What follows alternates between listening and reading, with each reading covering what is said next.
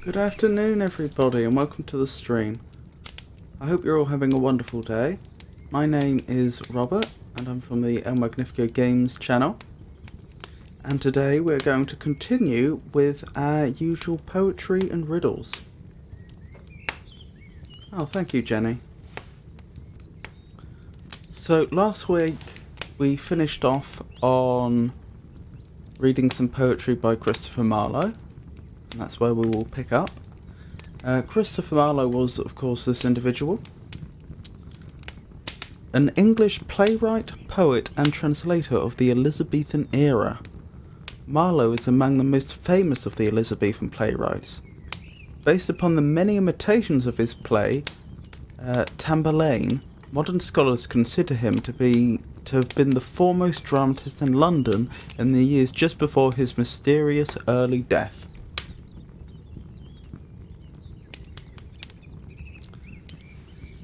Anyway, the poem that we specifically left off on last week was The Passionate Shepherd to His Love, so that is where we will begin this week. The Passionate Shepherd to His Love. Come live with me and be my love, and we will all the pleasures prove that hills and valleys, dales and fields, or woods or steepy mountain yields. And we will sit upon the rocks, and see the shepherds feed their flocks by shallow rivers, to whose falls melodious birds sang madrigals. And I will make thee beds of roses, and 1,000 fragrant posies, a cap of flowers, and a kirtle embroidered all with leaves of myrtle, a gown made of the finest wool, which from our pretty lambs we pull, fair lined slippers for the cold, with buckles of the purest gold, a belt of straw and ivy buds, with coral clasps and amber studs. And if these pleasures may thee move, come live with me and be my love. The shepherd swains shall dance and sing, for they delight each May morning. If these delights thy mind may move, then live with me and be my love.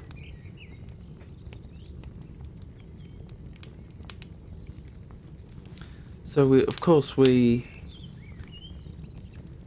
analysed that poem last week, so we will simply move on now to Her Reply, written by Sir Walter Raleigh. And why is it included under the entries for Christopher Marlowe? Huh.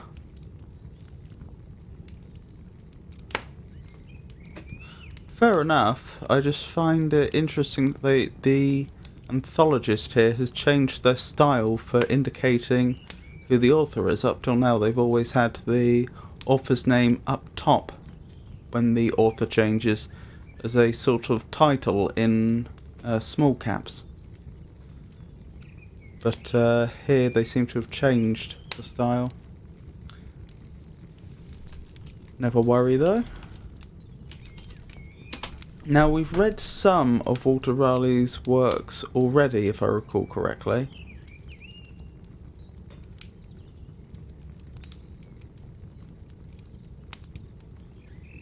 I'm pretty sure that's true. Let me double check. Just in case I'm wrong. I thought we had, though.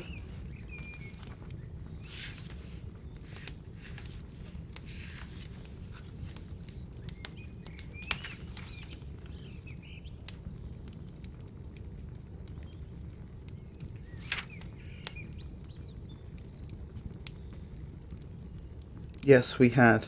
A while ago, actually. just before Edmund Spenser and just after Nicholas Breton. But I assume that this is a different style of poetry. I've got a feeling that the anthologist, a Mr. Arthur Quiller Couch, may have said something about that in the preface.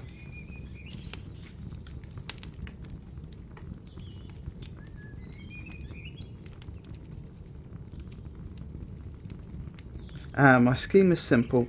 I've arranged the poets as nearly as possible in order of birth, with such groupings of anonymous pieces as seemed convenient. For convenience, too, as well as to avoid a dispute royal, I have gathered most of the ballads into the middle of the 17th century, where they fill a languid interval between two winds of inspiration, the Italian dying down with Milton, and the French following at the heels of the restored royalists.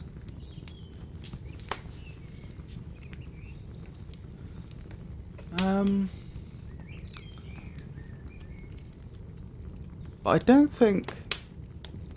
I'll double check. I don't think the poem we just read is a ballad. A belt of straw and ivy buds, with coral clasps and amber studs. That's not a ballad. Perhaps this is considered to be the start of the ballads? Although he did say it was between Milton. Or rather, the ballad started after Milton, didn't he? What was the precise wording I just read out?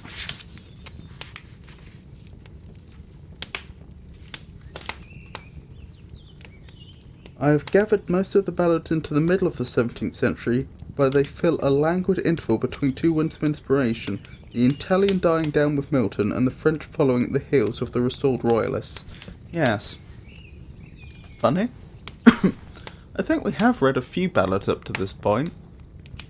Perhaps they're using the term ballad more freely than we would now.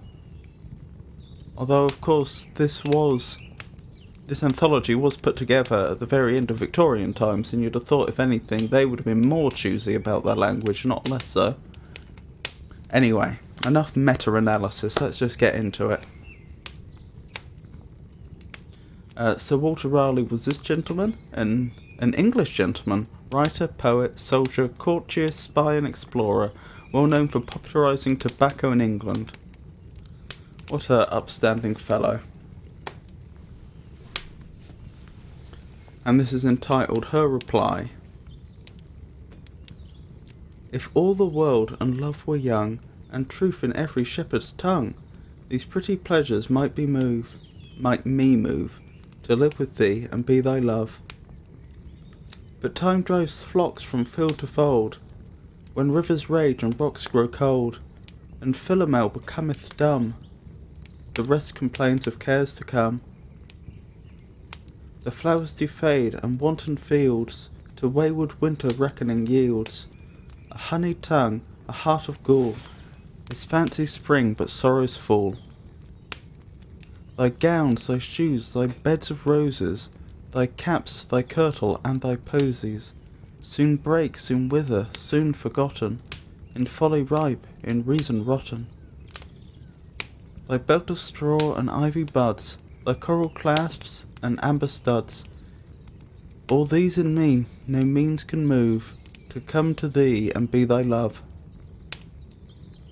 But could youth last and love still breed, had joys no date, nor age no need, then these delights my mind might move, to live with thee and be thy love.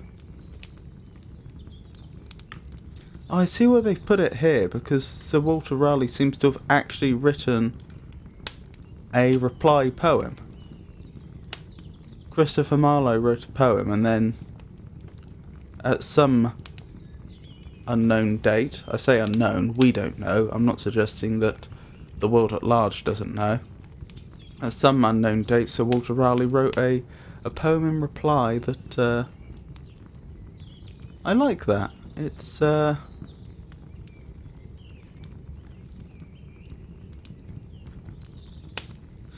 It's certainly well crafted. It is not what I understand a ballad to be, mind you. That's not a criticism of the work. I'm quite happy with the work. I think it's quite good. But the anthologists seem to suggest that these would be ballads at this point.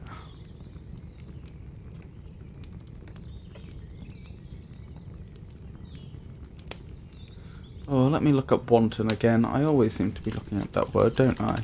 Does wanton mean sort of reckless and without direction? Undisciplined, unruly, not able to be controlled. Yes. Merry and carefree. Very, very slowly these words are making their way into my memory, it would seem. Which is a feat in and of itself, let me assure you.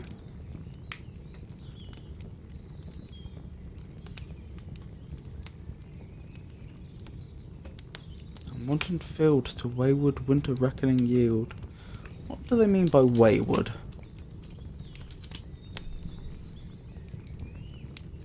Given to willful, perverse deviation from the expected norm, tending to stray, obstinate, contrary, and unpredictable. Ah.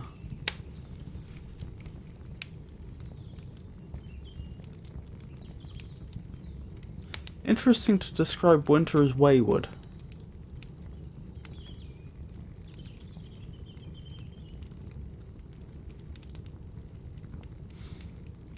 That has interesting implications, which... calling winter wayward has interesting conceptual implications, and it's not an association that I would have automatically made myself. Interesting. But yes, I think I've said about all I have to say about her reply. But yeah, it's a good piece, I like it. It's written in iambic tetrameter, I believe. Unless I am mistaken. So, we move on to Shakespeare. Ooh, I've forgotten, this is the first Shakespeare we've read. Yet again, I've got a feeling it might not be. But I'm not as confident this time.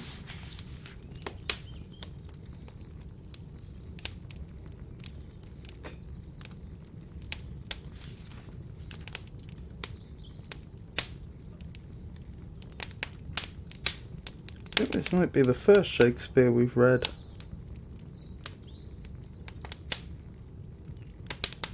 It's looking that way.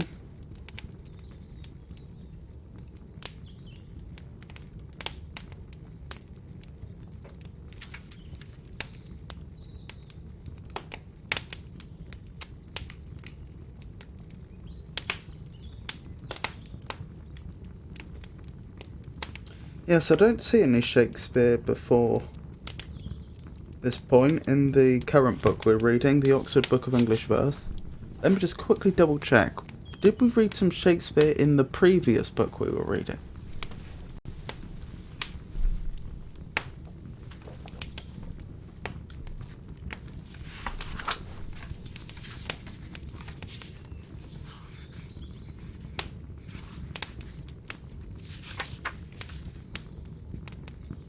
Yes, quite a lot of it. I thought we'd read through quite a bit of Shakespeare. I had a recollection that we'd spent 2 or 3 streams going through Shakespeare, so that'll be it. It was in the previous book, the 100 best English poems, that we encountered a good deal of Shakespeare. Anyway, let's get into it, shall we? So, Sylvia. Who is Sylvia? What is she? That all our swains commend her. Holy, fair, and wise is she, the heaven such grace did lend her, that she might admired be. Is she kind as she is fair? For beauty lives with kindness. Love doth to her eyes repair, to help him of his blindness, and being helped inhibits there. Then to Sylvia let us sing, that Sylvia is excelling. She excels each mortal thing, upon the dull earth dwelling. To her let us garlands bring. Goodness, that was short. Not that that's a problem in any way. I merely note it. Again, this is really interesting. This is not the form that I understood to be a ballad. Namely, I understood that ballads used alternating lines of iambic tetrameter and trimeter, and they had a specific rhyming scheme, did they not? Was it ABAB rhyming? I think it might have been.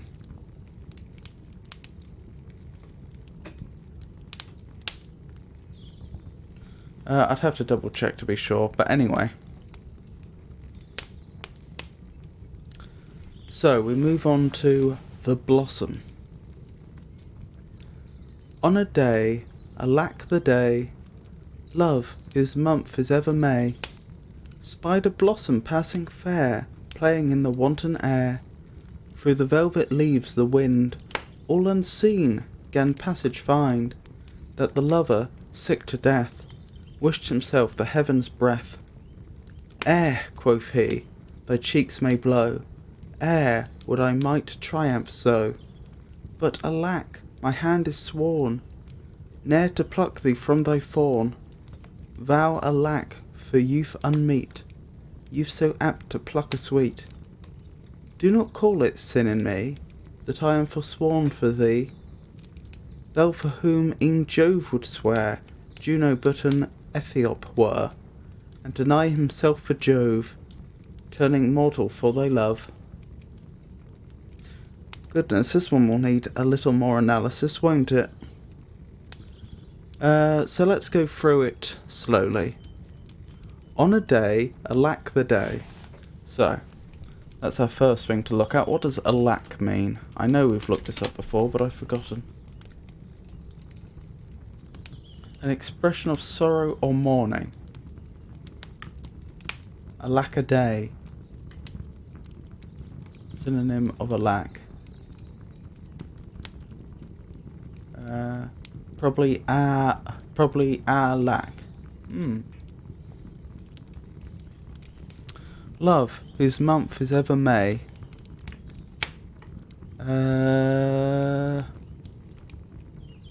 Why would they associate love with May?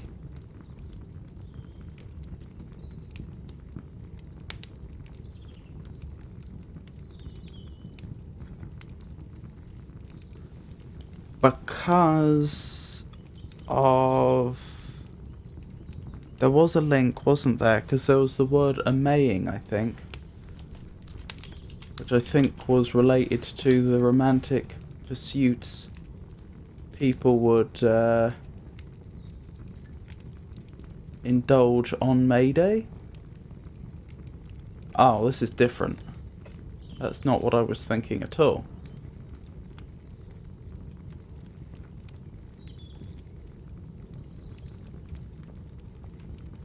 Hold on, let me check my physical dictionary.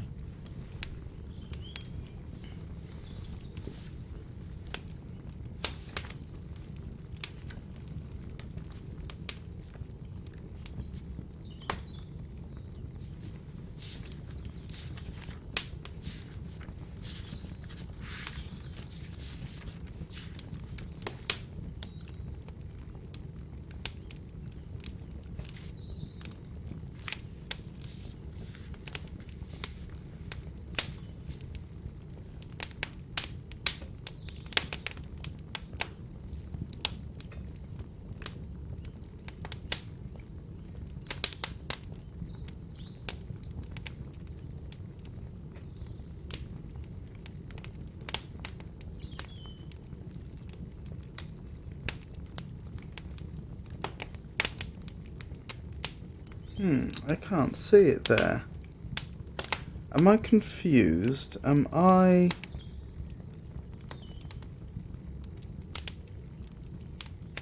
confusing two similar sounding words?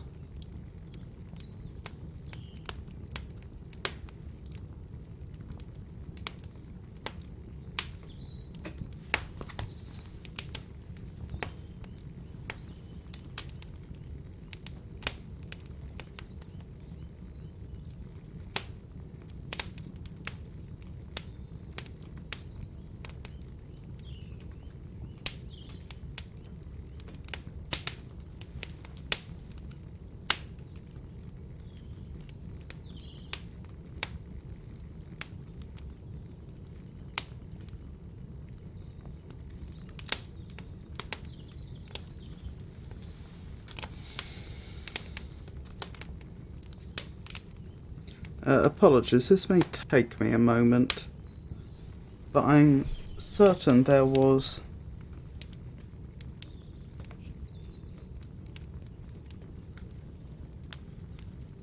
some connection with scene. Ah ha ha ha! I spelt it wrong. There should be a hyphen between A and maying.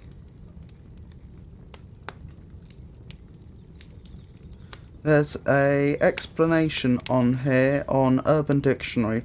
When lovers go off by themselves to flirt and be romantic, as on May Day during the Renaissance. I suspect the as in the Renaissance bit is a bit of a hand wave, as opposed to an actual precise dating. But yes, okay, it sounds like my memory was more or less correct. So I suppose in summary, I can't be absolutely 100% clear on why May specifically was associated with love, but this is a connection that we've come across before, so we know it exists, it's a thing. Anyway, spider blossom passing fair, playing in the wanton air. That's a very nice passage, isn't it? Very nice imagery. Through the velvet leaves the wind, all unseen, 'gan passage find. Through the velvet leaves the wind, all unseen, 'gan passage find. Gan. What would that be?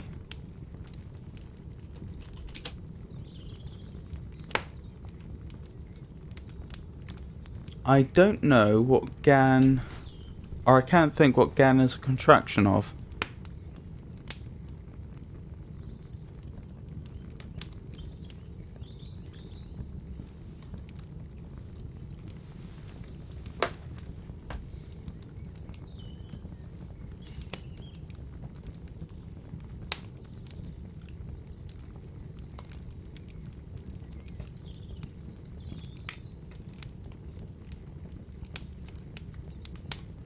When I look up apostrophe GAN, the top result is Generative Adversarial Network, which I believe is a class of machine learning algorithm.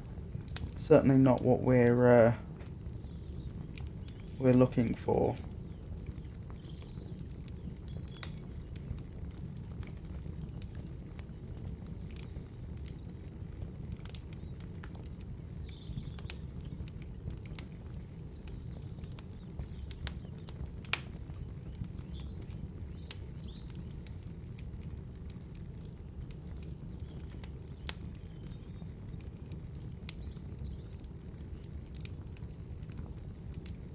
There's suggestions here that GAN is a northeast English dialect for to go, and an archaic one as well, but that wouldn't explain the apostrophe.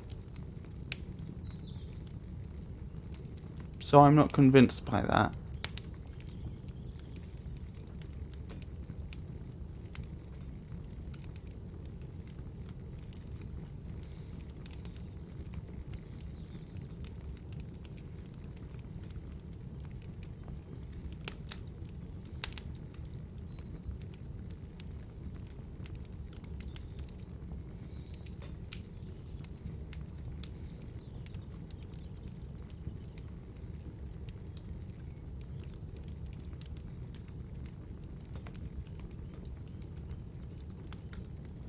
archaic simple past tense of gin. But that would mean gin is a verb. So we're not talking about the drink. To remove the seeds from cotton with a cotton gin. To trap something in a gin.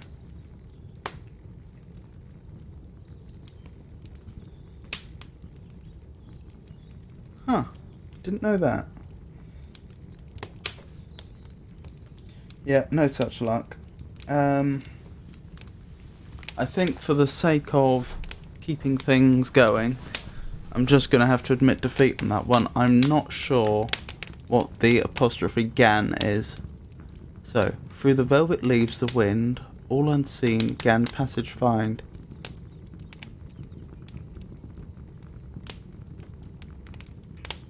Could be began. Through the velvet leaves the wind, all unseen, began passage find, or something along those lines. That would make sense, and it's unseen because the wind is generally invisible. You can see its effects, but you can't see it itself. That the lover, sick to death, wished himself the heaven's breath. Ere, quoth he, thy cheeks may blow, ere, would I might triumph so, but alack, my hand is sworn, ne'er to pluck thee from thy thorn. Okay, so what's going on here?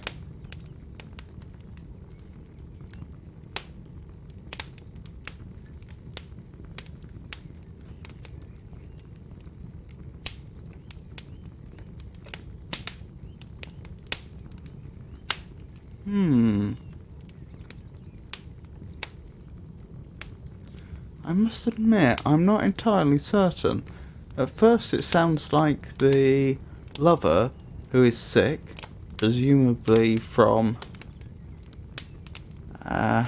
romantic complications, we may infer, is wishing that he was actually the wind itself, presumably in some anthropomorphized form, such as when a particular wind, like the north wind, is described as being some old deity literally blowing. Ere, quoth he, thy cheeks may blow, ere, would I might triumph so. See, I'm not certain how this conceit is working here. He says, would I might triumph so. Is he suggesting the act of blowing and producing a wind itself is a triumphal act? Or is this going back to the romantic situation and he's just saying, I wish I could triumph, in which case what's the connection to the wind? That bit doesn't quite figure to me. But alack, my hand is sworn, ne'er to pluck thee from thy thorn. Again, I'm not following it. I understand as far as I've sworn not to pluck thee from thy thorn, which might be some... it sounds like it's some sort of oath that he will not help. But is the speaker still the...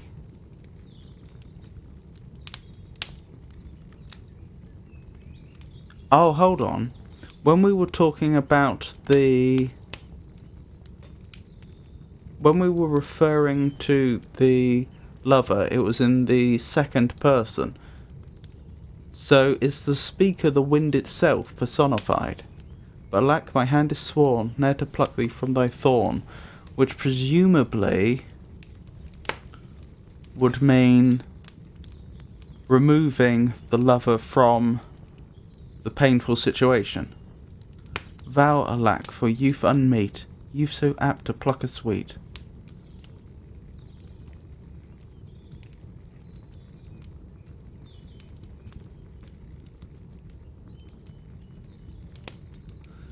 Nope, don't follow it. Vow alack for youth unmeet. I don't understand what for youth unmeet means. Youth so apt to pluck a sweet. That sounds like youth is really good at plucking sweet things. which may well be an allusion to romantic relationships, but I feel like there's some overall narrative here that's going over my head. Do not call it sin in me, that I am forsworn for thee. Thou for whom e'en Jove would swear, Juno but an Ethiop were. Right, Juno was the wife of Jove. I believe they are the Roman equivalent of Zeus and... oh, what was Zeus's wife called? I'm gonna have to look it up.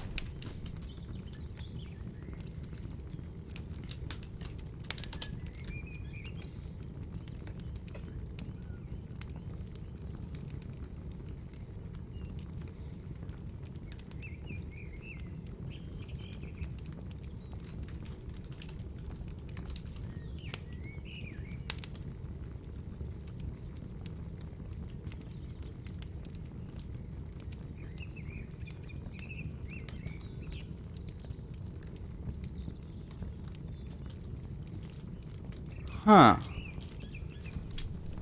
I was just going through the Wikipedia article and it says here about the 7 wives of Zeus, which is interesting because I know, although I was well aware that Zeus was a philanderer, I wasn't aware that he had multiple wives. I thought he had a wife and many, many girlfriends, but still, Hera was who I was thinking of.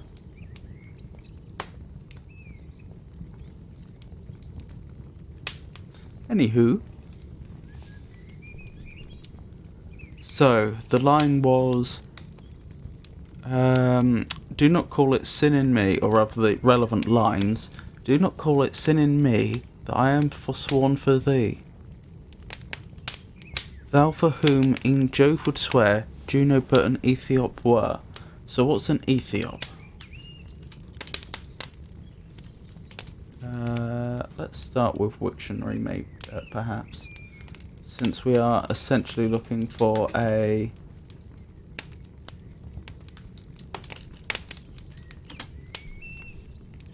word definition. A native or inhabitant of Ethiopia, a black-skinned person, both archaic.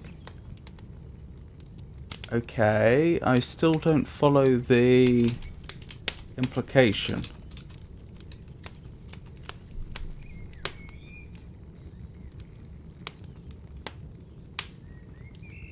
Black people in ancient Roman history. In classical antiquity, Greek and Roman writers were acquainted with people of every skin tone, from very pale to very dark, associated with population from sub-Saharan Africa. People described with words meaning black, or as Ethiops are occasionally mentioned.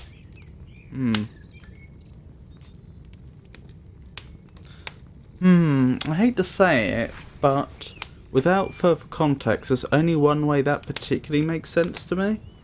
And that's that at the time when this was written, the beauty standard was towards pale-skinned women. You know, skin as white as snow, that sort of thing. And so the only way I can figure this as making any sense is if the suggestion is that the person that you've fallen in love with is so beautiful that Jove would consider his wife an Ethiopian in comparison. The point being that there's an association being made between paleness and beauty, and therefore the implication being that this person is far more beautiful than Juno. I have a few problems with this. The first one is that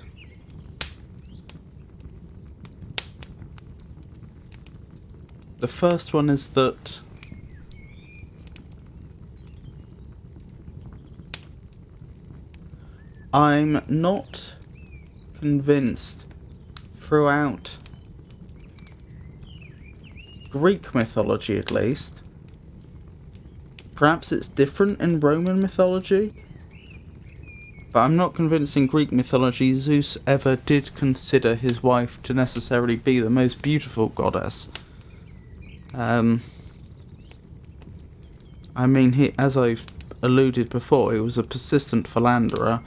I don't get the impression that he saw his wife as being the pinnacle of a lover, if that makes sense. So that's one problem with that interpretation. The other thing is, I don't know for certain, but I'm dubious about the the implication here that all dark-skinned peoples must be ugly. I mean, there are expressions like, or words like, nubile, which refers to someone with the qualities of a young, beautiful woman, which originally came from the pharaohs taking women from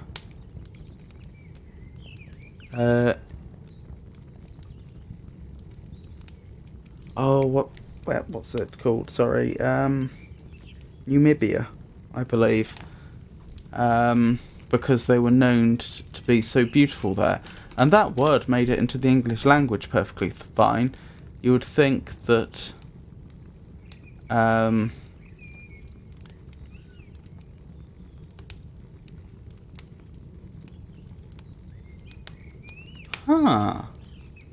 Wiktionary actually is a very different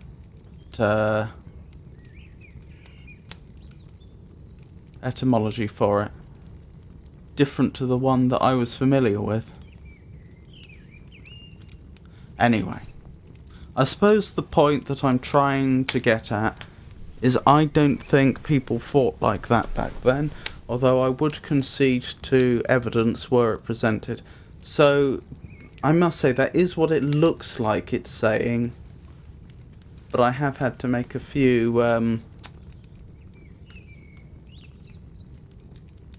have had to speculate quite a bit. Anyway, and deny himself for Jove, turning mortal for thy love.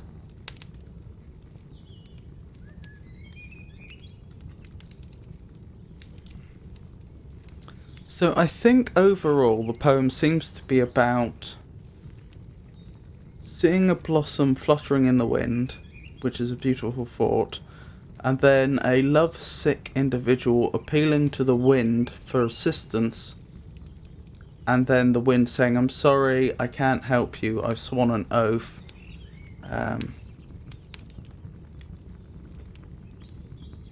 But by the way, the person you've fallen in love with is so beautiful that she not only puts a goddess to shame, but a god would give up their divinity to be with her, is what I think is the overall message here. It's interesting. Certainly quite the mix of beautiful passages and dubious passages. So I'll give this one more read and then we'll carry on.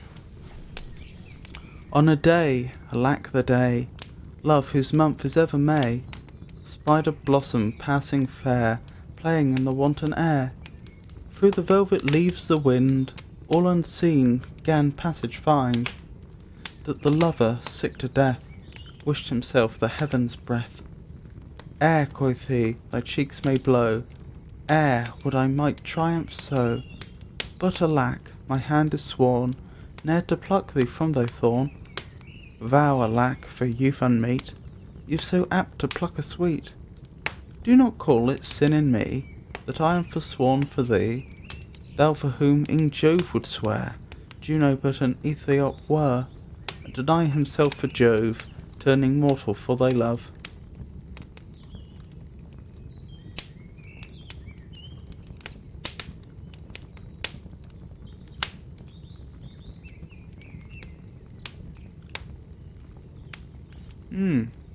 Anyway, we move on to Spring and Winter, also by William Shakespeare. When daisies pied and violets blew, and ladies' smocks all silver white, and cuckoo buds of yellow hue, did paint the meadows with delight. The cuckoo then, on every tree, mocks married men, for thus sings he, cuckoo, cuckoo, cuckoo, O word of fear, unpleasing to a married ear. When shepherds pipe on oaten straws, and merry larks are ploughmen's clocks, when turtles tread, and rooks and daws, and maidens bleach their summer smocks, the cuckoo then, on every tree, mocks married men, for thus sings he, cuckoo, cuckoo, cuckoo, a word of fear, unpleasing to a married ear.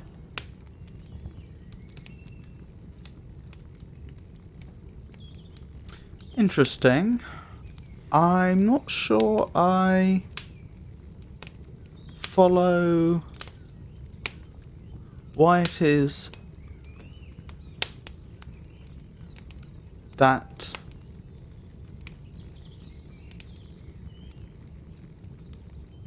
cuckoo is something that a married person would not want to hear.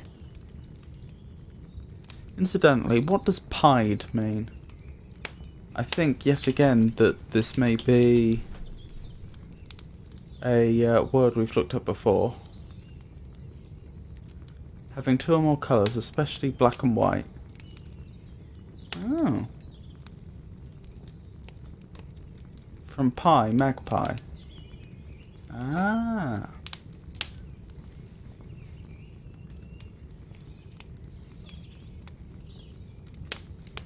What's a lady smock?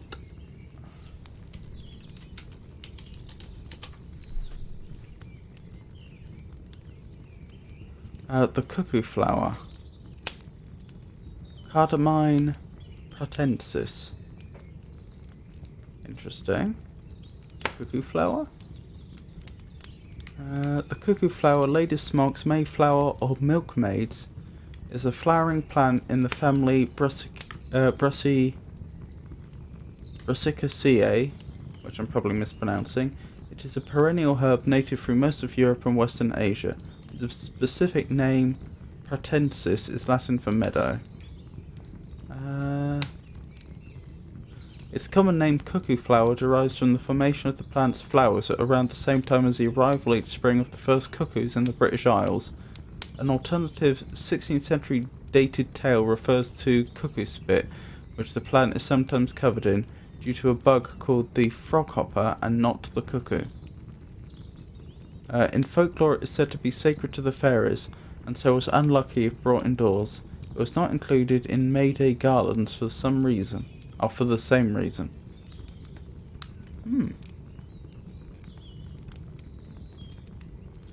Okie doke.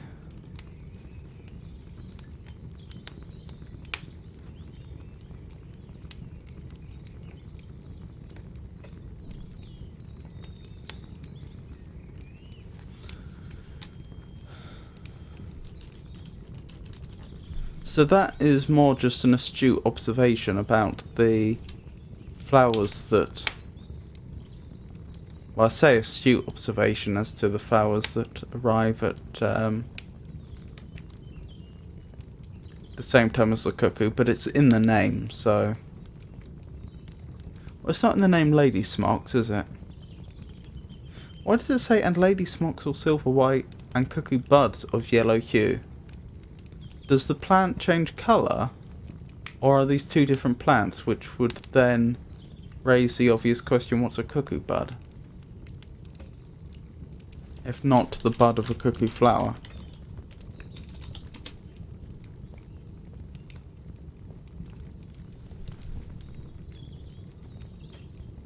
Obsolete, a buttercup. Interesting. So I wonder if it's called that because it too flowers around the same time, or buds around the same time as the cuckoo appears.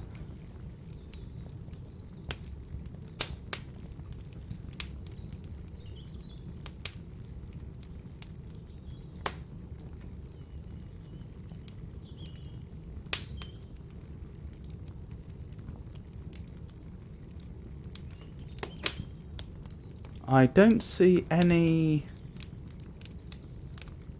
definitions here that really explain why a married man would feel mocked by the call of the cuckoo. Let's check my physical dictionary quickly.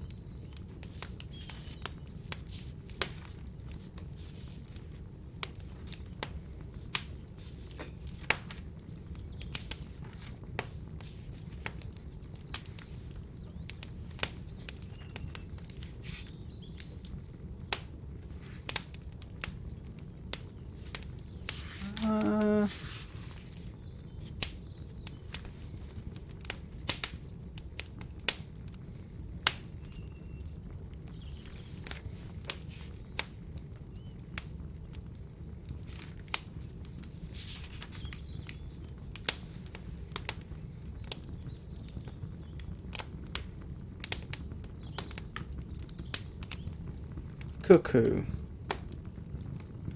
A migratory bird reaching British Islands in April and depositing its eggs in nests of small birds. Incidentally, it says here April. Whereas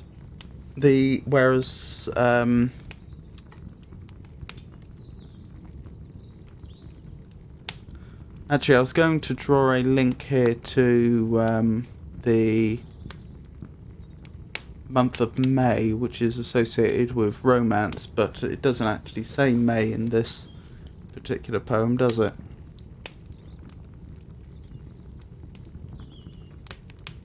The point I was going to make, although it's not so relevant now I look at this more carefully, is the fact that I believe when they changed the calendars from the Gregorian calendar to, from the Julian calendar to the Gregorian calendar, that shifted the dates, and I'd have to double check. I think it shifted it so that May became later in the year, effectively. That is, if you were used to certain things happening in May, they would now be happening in April. And I think that's why the mayfly is called the... Wait, am I out of my mind? No, I'm not. And I think that is significant to, for example, the mayfly, which is called the mayfly because traditionally it came out in May. They have very short lives. They live most of their lives as larvae in rivers, and then they actually go through 2 distinct stages as mature flies, all in the course of about 24 hours. As I recall it. I'm no mayfly expert, but that's... I think that's at least roughly correct. But they're called the mayfly because I think that used to happen on the 1st of May, and now it happens in April, if I recall correctly. I'll double check that, just to make sure that I haven't confidently misled you.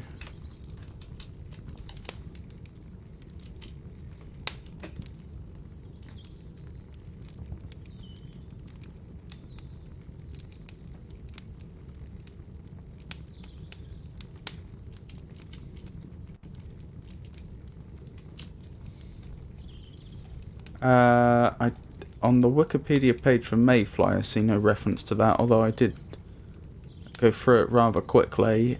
Let's check Gregorian calendar then, and make sure that I'm correct about the way that the days ended up being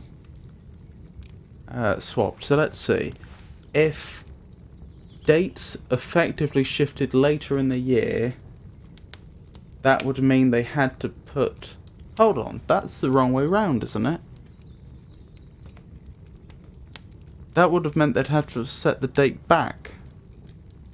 But I thought they set the date forwards because there were allegedly complaints that people were...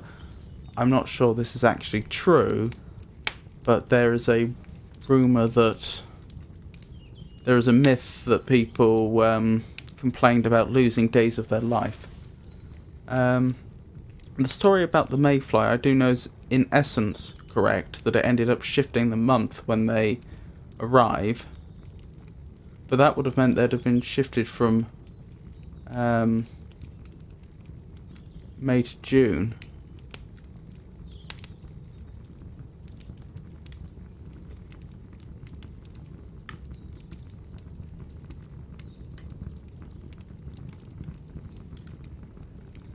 Yeah, to reinstate the association, the reform advanced the date by 10 days.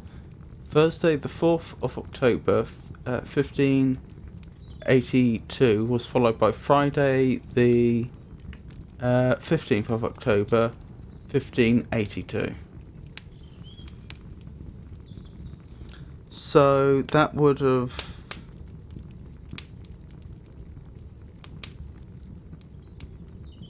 that would have meant that, for example, the next January came early.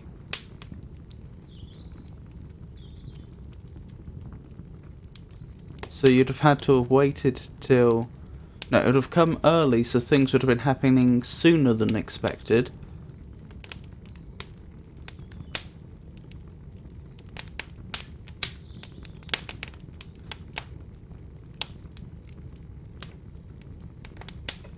Yes, that's right.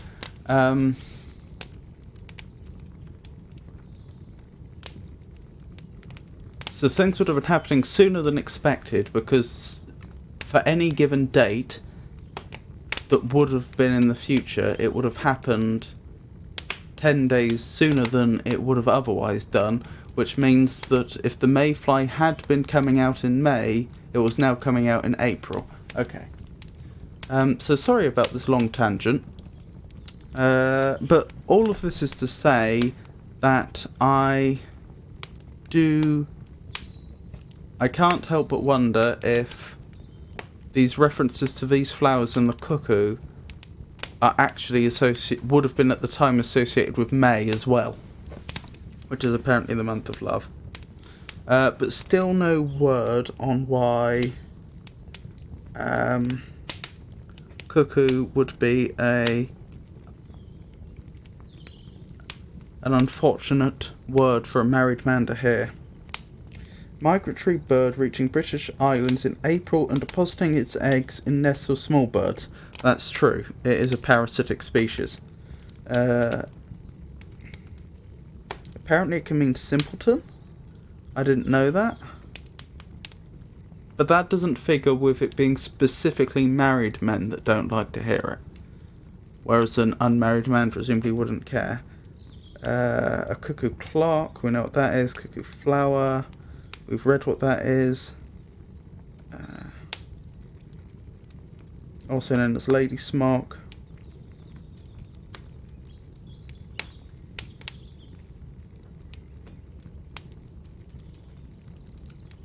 Cuckoo spit, we read about that. Adjective, slang, crazy, balmy.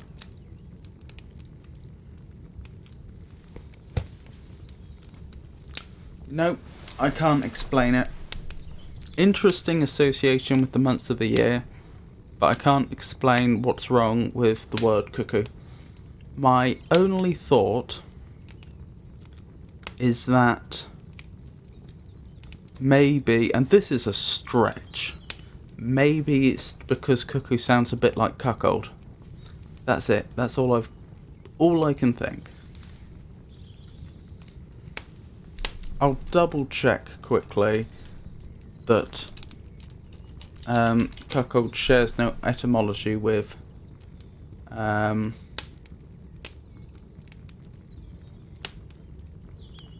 cuckoo, but I doubt it. Oh, it does. From Middle English cuckold and several others, and from Old French, cuckold, which I'm probably mispronouncing, a compound of cuckoo. Some varieties of the cuckoo bird lay their eggs in another's nest. Yes, they're parasitic. I didn't know it was only some species, though. That's interesting. Or some varieties, as they say. And Old French, old. Cuckoo is either a directly derived onomatopoeic derivative of the cuckoo's call, or from Latin cuculus. Latin cuculus is a compound of onomatopoeic cuckoo, from late Latin cucus and the diminutive suffix ulus.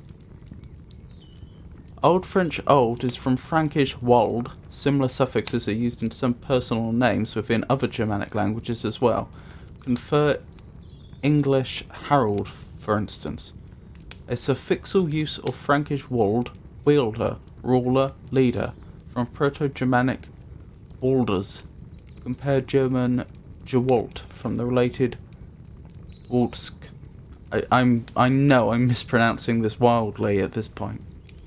Power, might, from Waldank, to rule. Appears in Middle English in noun form circa 1250 as cockawald. First known use of the verb form is 1589.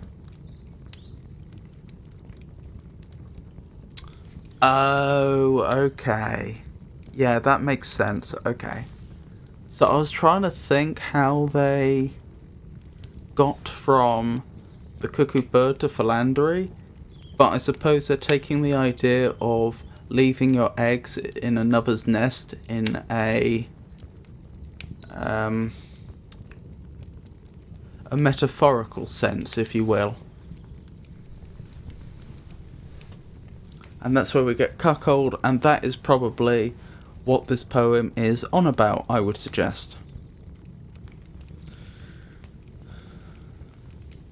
And it did say in my physical dictionary that the cuckoo arrives in April.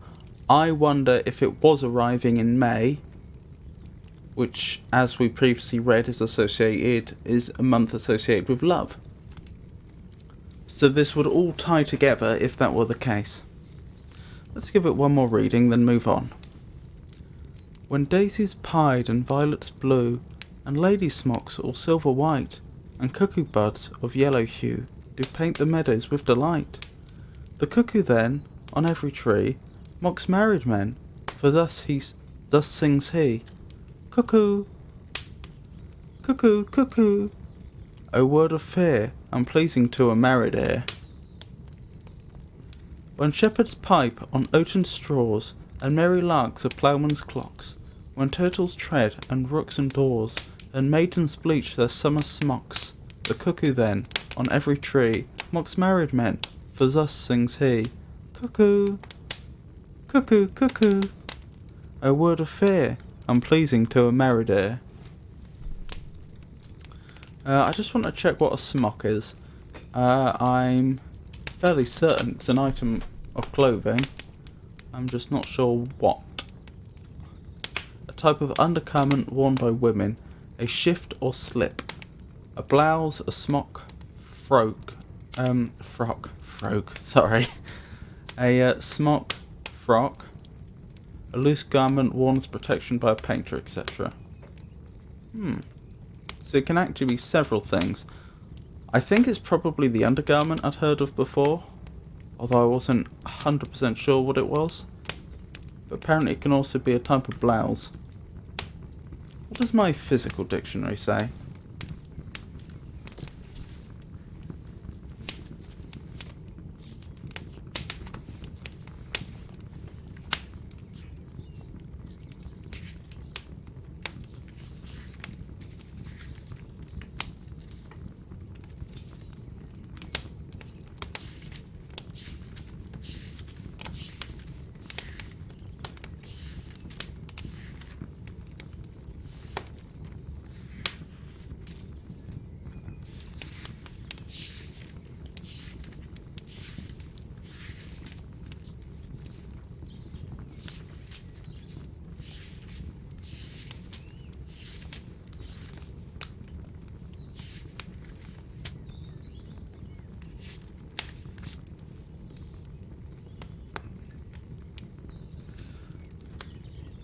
Smock.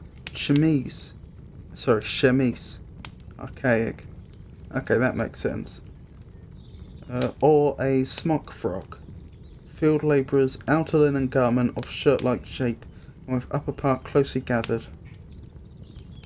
Smock mill.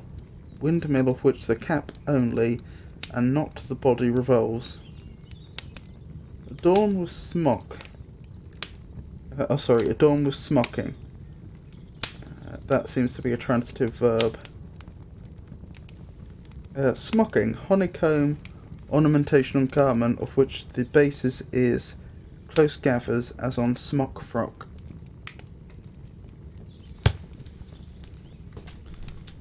So smock appears to be another word for chemise, it would seem. Or at least it must be a very similar garment. Oh, here we go. If you look up smock, one of the options is chemise. And that's a chemise. A chemise or shift is a classic smock or a modern type of women's undergarment or dress. Historically, a chemise was a simple garment worn next to the skin to protect clothing from sweat and body oils, the precursor to modern shirts commonly worn in Western nations. Yes, that's... I can confirm the second part of that. The traditional attitude towards undergarments was that they were there to protect your clothes from the body. And you would want to do that because washing clothes tended to be a very labour-intensive process and a potentially damaging process, so you didn't want to have your nicest clothes washed constantly. So instead you would wear undergarments that would protect your outer garments from the body, but those undergarments would be very, very simple in construction and very easy and quick to wash. But they obviously wouldn't look anywhere near as fashionable as your outer garments. All that is to say, that is why in times gone by they tended to wear undergarments which covered a lot more of their body. Because the function of the undergarments was subtly different. Actually, I suppose you could argue that the function of the undergarment hasn't changed, but certainly the degree to which we rely on its function has changed drastically. Anyway, where were we? 2.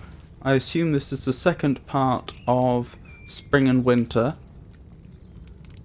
although it's notable that it's been entered as a separate poem. Perhaps this was written in 2 parts and published separately or something. And looking at the first line, or glancing at it rather, looks like we're into winter.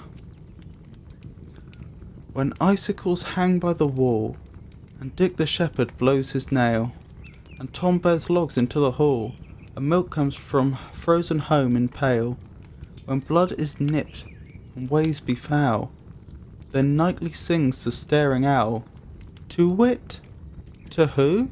A merry note, while greasy Joan doth keel the pot. When all aloud the wind doth blow, and coughing drowns the parson's saw, and birds sit brooding in the snow, and Marion's nose looks red and raw, when roasted crabs hiss in the bowl, then nightly sings the staring owl, to wit, to who? A merry note, while greasy Joan doth keel the pot. Keel means skim, apparently. Huh. I must say, I did actually like those 2. I liked them a surprising amount. It took quite a while to fully analyse and understand the first one, because it's not just the language was archaic, but there were archaic allusions as well. But overall, I think they both... Okay, the first one, when you actually dissect it, is a bit silly. But in terms of the imagery, I think they're very nice. And the second one in particular I thought really gave an image of a recognisable and what's the word, relatable picture of humanity. I liked it. I would say that the meter is a little interesting, since it's not following a simple form like those we'd been used to up till now, but nothing wrong with that. Right, onto Fairyland. Over hill, over dale, thorough bush, thorough briar, over park, over pale, thorough flood, thorough fire. I do wander everywhere, swifter than the moon's sphere, and I serve the fairy queen, to dew her orbs upon the green. The cowslips tall her pensioners be, and their gold coat spots you see. Those be rubies, fairy favours, in those freckles live their saviours. I must go seek some dewdrops here, and hang a pearl in every cowslip's ear.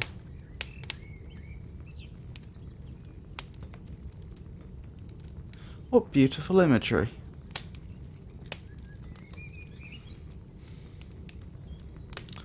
Almost like a children's story in some ways. Oh, I just noticed that E, which we wouldn't usually put on Moon these days, is it's indicating that it should be pronounced.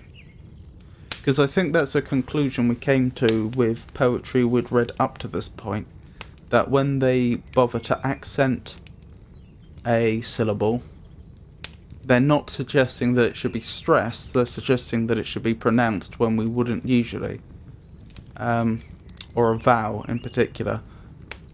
So words that would end in "d", like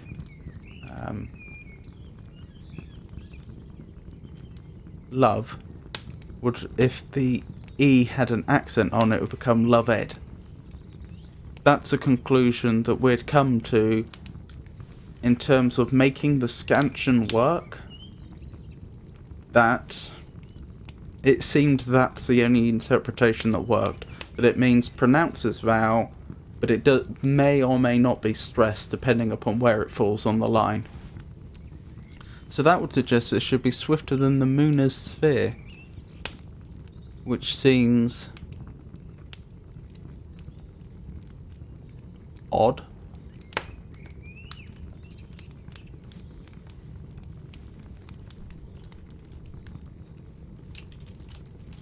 I've never heard someone pronounce moon, mooneh, but what do I know?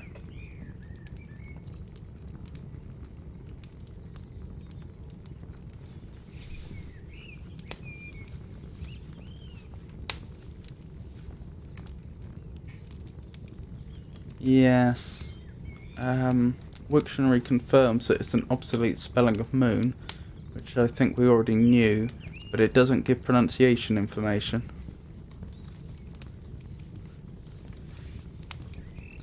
But yeah, nice poem.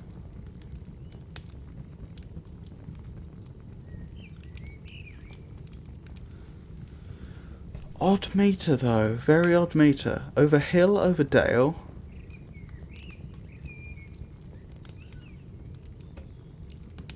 Is that over hill, over hill? That's, I think, trochaic hexameter. Sorry, that's wrong. Trochaic trimeter. Thorough bush, thorough briar.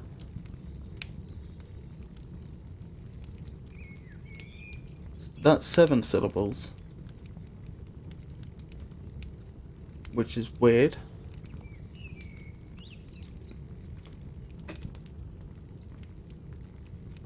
I suppose that would work if...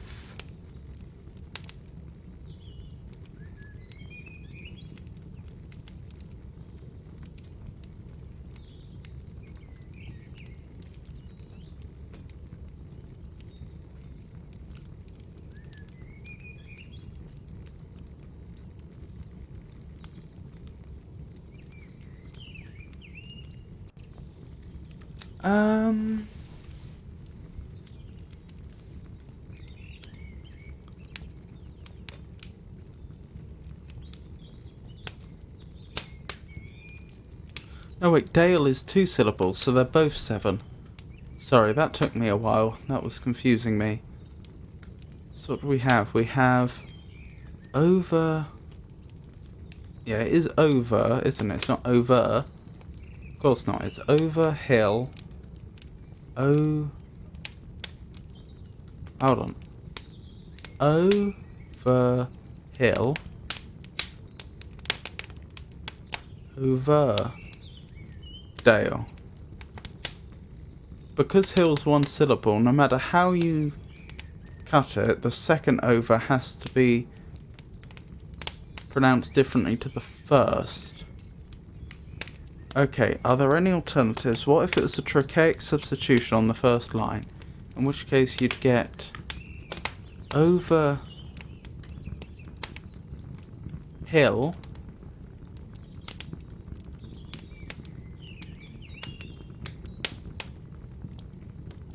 what would we be looking at? We'd be looking at strong, weak, weak, strong.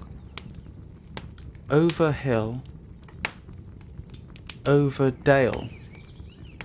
That kinda works.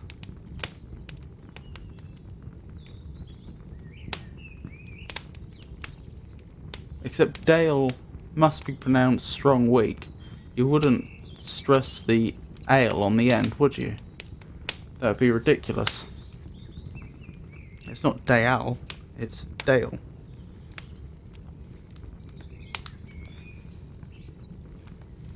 Okay, so we've got Dale. That figures with over.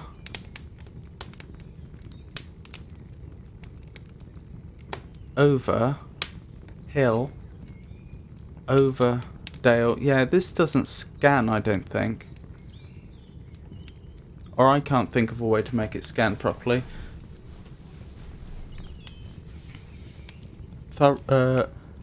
Thoroughbush, Thoroughbriar,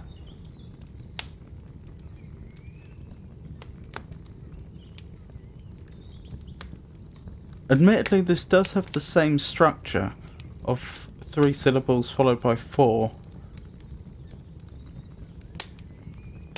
and you end up with the exact same problem that you end up with 2 strong beats next to each other, with a caesura in the middle.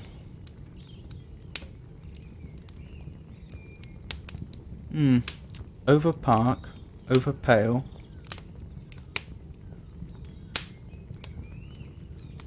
Exact same problem again, or in this case, you only have a 3 syllables in the after the caesura instead of 4. Thorough flood, thorough fire, I do wander everywhere.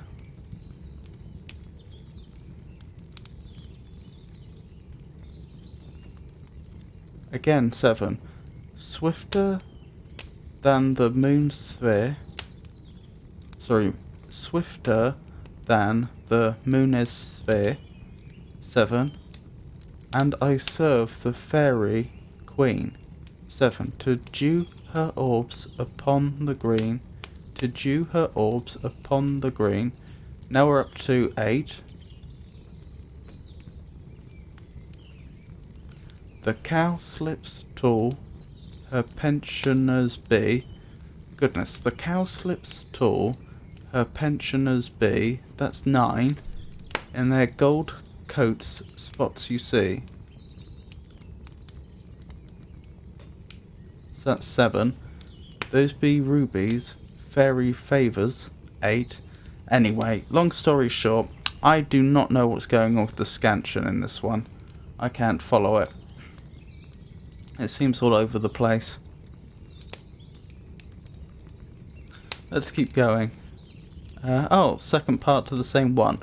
Also listed as a separate poem, as if they were published at different times. You spotted snakes with double tongue, thorny hedgehogs be not seen. Newts and blindworms do no wrong. Come not near our fairy queen. Philomel, with melody, singing our sweet lullaby. Lulla lulla lullaby, lulla lulla lullaby. Never harm, nor spell nor charm. Come our lovely lady nigh. So good night with lullaby. Weaving spiders, come not here. Hence, you long-legged spinners, hence. Beetles black, approach not near. Worm nor snail do no offence. Philomel, with melody, singing our sweet lullaby. Lulla lulla lullaby, lulla lulla lullaby. Never harm, nor spell nor charm. Come my lovely lady nigh. So good night with lullaby. I can't think how to say that without it coming out much as it did. Lulla lulla lullaby. When I say it like that, it's almost like I'm trying to put on an effect, but I'm really not. The rhythm of those series of sounds is just so strong, because you have a long vowel followed by a short vowel. Lulla. Or to the extent that you have long vowels and short vowels in English. Lulla lulla lullaby. Lulla lulla lullaby. I'm not sure if I'm being silly or not. I can't seem to pronounce that in a everyday fashion. Anyway. Come unto these yellow... This is, by the way, the third part, which is technically separate. Come unto these yellow sands, and then take hands. Courtesied when you have, and kissed the wild waves whist. Foot it featly here and there, and sweet sprites a burthen bear. Hark, hark, bow wow, the watchdogs bark, bow wow. Hark, hark, I hear the strain of strutting chanticleer. Cry cock-a-doodle-dee. Sorry, cock-a-doodle-doe. Where the bee sucks, there suck I, in a cowslip's bell I lie. There I couch when owls do cry, on the bat's back I do fly. After summer merrily, merrily, merrily, merrily, merrily shall I live now, under the blossom that hangs on the bough. Full fathom 5, thy father lies, of his bones are coral made, those are pearls that were his eyes, nothing of him that doth fade, but doth suffer a sea change into something rich and strange. Sea nymphs hourly ring his knell, ding dong, hark, now I hear them, ding dong bell. This isn't the first time we've seen sea change, is it?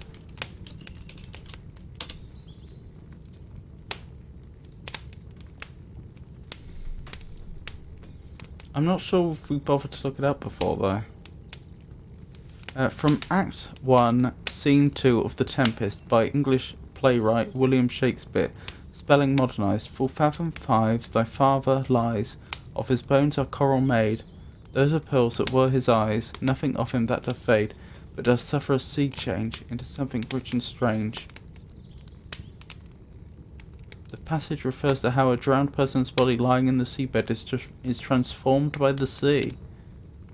A profound transformation, a metamorphosis. Public opinion has undergone a sea change since the 2002 elections. Interesting. Maybe this is the first time we've seen the word sea change then. So is all of this from The Tempest? Or is this just a selection of 5 poems, all written by William Shakespeare, that the anthologist has put together as though it was one?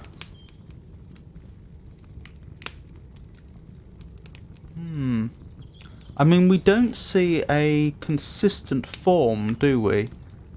Often when we've seen poets making up their own poetic forms, which they've been doing plenty of up till now, they at least repeat the same structure stanza by stanza, thus reinforcing it. And I think that works quite well. But that's not what we see here. Each one does seem to be somewhat distinct.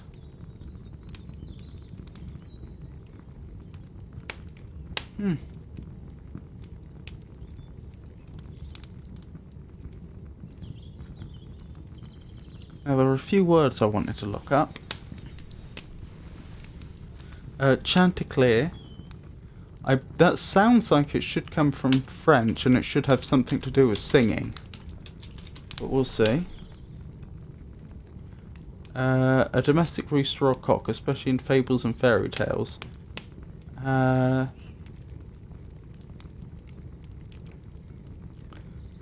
Chante, to sing, to crow. Claire, clearly. Or Claire. So, yep, that makes sense. Cock-a-diddle-doe was a bit of a clue.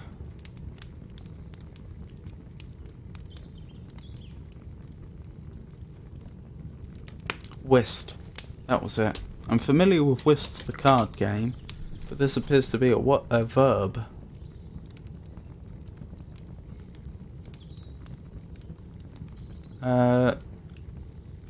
To hush, shush, or wished to still. To become silent. Silent, hushed.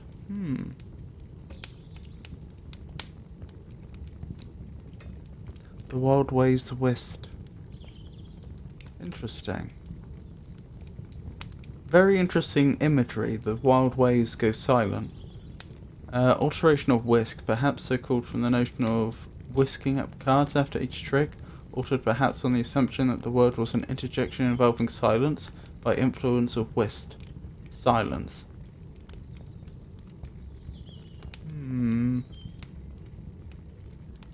Possibly onomatopoeic. That's the best etymology they have from Middle English. So I think whist may have been an early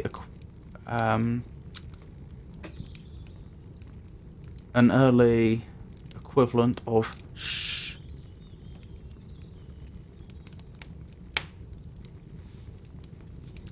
Interesting.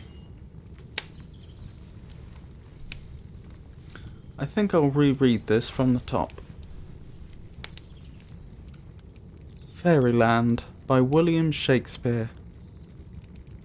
Over hill, over dale, thorough bush, thorough briar, over park, over pale, thorough flood, thorough fire, I do wander everywhere, swifter than the moon is sphere, and I serve the fairy queen, to dew her orbs upon the green.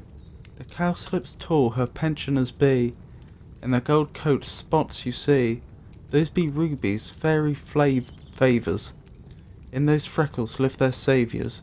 I must go seek some dewdrops here, and hang a pearl in every cowslip's ear.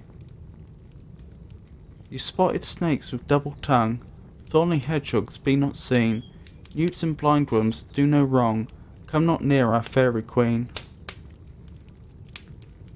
Philomel with melody, singing our sweet lullaby, lulla lulla lullaby, lulla lulla lullaby. Never harm, nor spell nor charm, come our lovely lady nigh, so good night with lullaby. Weaving spiders, come not here, hence, you long-legged spinners, hence. Beetles black, approach not near, worm nor snail do no offence. Philomel with melody, singing our sweet lullaby, lulla lulla lullaby, lulla lulla lullaby. Never harm, nor spell nor charm, come our lovely lady nigh, so good night with lullaby. Come unto these yellow sands, and then take hands, curtsied when you have, and kissed, the wild wave whists, the wild waves whist. Foot it featly here and there, and sweet sprites the burthen bear. Hark, hark, bow wow, the watchdogs bark, bow wow. Hark, hark, I hear the strain of strutting Chanticleer, cry, cock-a-diddle-doe. Where the bee sucks, there I suck, there suck I, in a cowslip's bell I lie.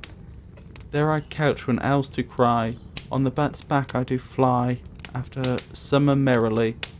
Merrily, merrily shall I live now, under the blossom that hangs on the bough. Full fathom 5 thy father lies, on his bones are coral made. Those are pearls that were his eyes, nothing of him that doth fade, but doth suffer a sea change, into something rich and strange. Sea nymphs hourly ring his knell, ding dong, hark, now I hear them, ding dong bell.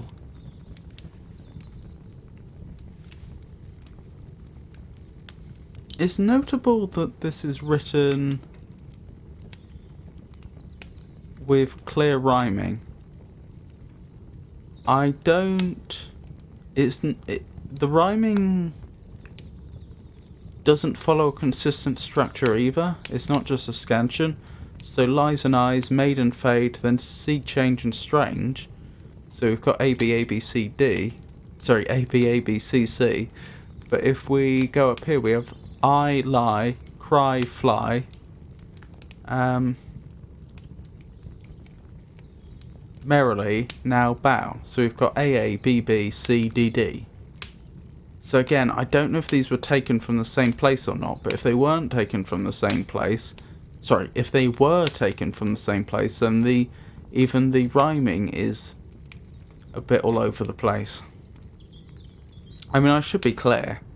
The scansion, even for any one of these parts, is interesting, shall we say.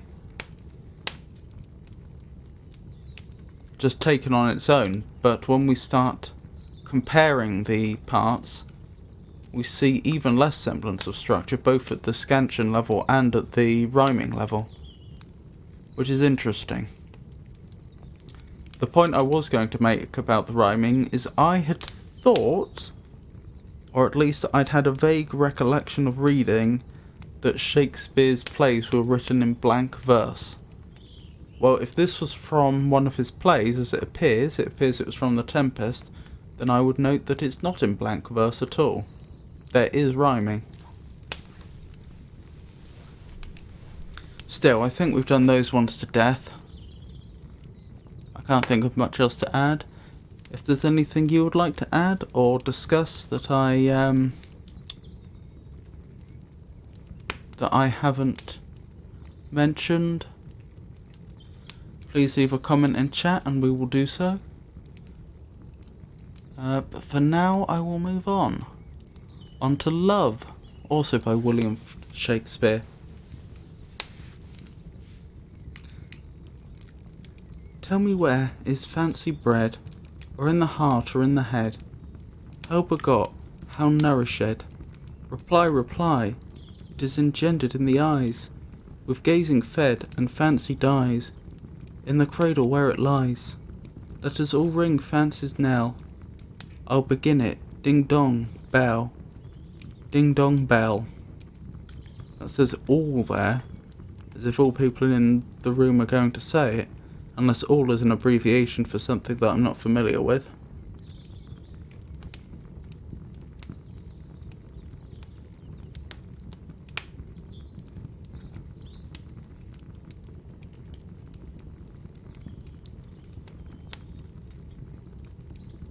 Hold on. So first we have the question of where fancy is bred, so where it comes from, essentially. And the apparently the answer is it is engendered in the eyes with gazing fed.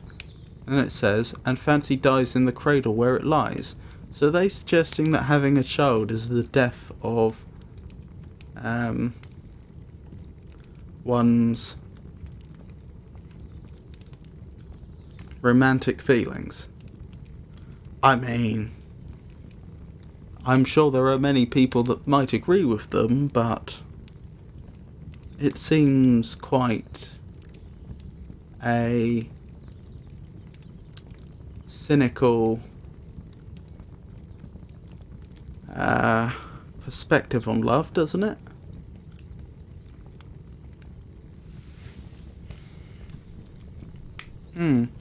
I remember what I was going to do, sorry. If we might just skip back briefly. I remember reading...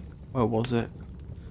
The cowslips tall her pensioners be. I was going to look up pensioners, because this was written in Tudor times. What do they mean by a pensioner? I mean, you'd assume someone that's taking out a pension. But what pension? Again, this is Tudor times. Someone who lives on a pension, especially the retirement of old age pension.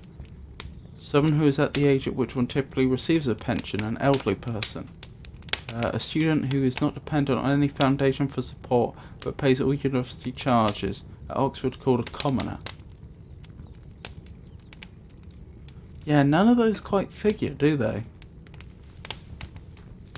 I mean, it may well be that it meant then, as it would now, someone who is, who lives on a pension, but I think the essential...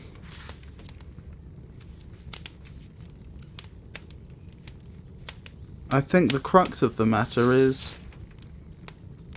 what pension? Coming from where? And the suggestion is that it seems to be coming from the Fairy Queen.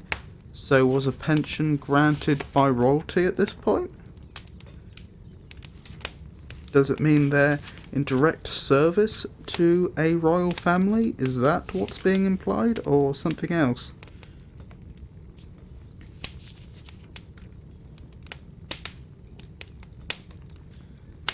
We have pension here. Periodical, usually annual payment made especially by government, company or employer in consideration of past services or of relinquishment of rights, etc. Ministry of Pensions, a department instituted in 1514 to 1518. War. Oh, sorry, instituted in 1514 to 1518 war. Why don't they just say World War One? Such payment to person who is not a professed servant for goodwill, secret service, etc., or to artists, scientists, etc., to enable them to carry on work of public interest. Old age pension, weekly or monthly payment by government to workmen, poor persons, or everyone after specified age.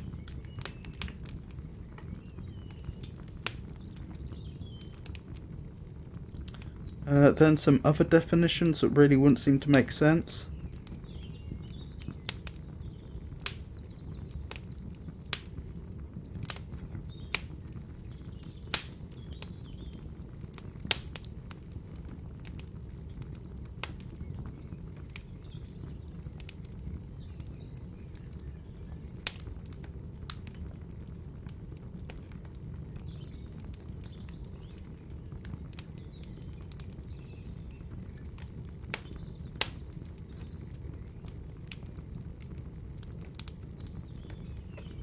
So this is interesting. Pensionary, recipient of a pension, or creature or hireling. And then there's some other things. And then under pensioner, they have recipient of pension, hireling or creature, obsolete. So I would suggest it sounds like the consistent theme here is a periodic payment. What is inconsistent is the nature of the recipient. It sounds like in the past it may have even been applied to non-humans, although then that questions how it could be a payment. I mean, you could certainly provide for an animal, but you wouldn't pay an animal as such.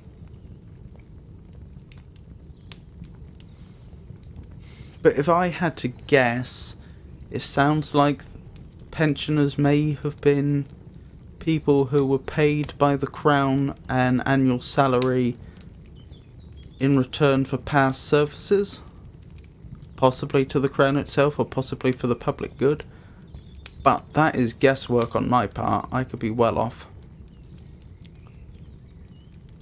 Anyway, that's what I wanted to check. We've read through love. Again, scansion all over the place. Surprisingly so. There is still rhyming though, it's not blank verse.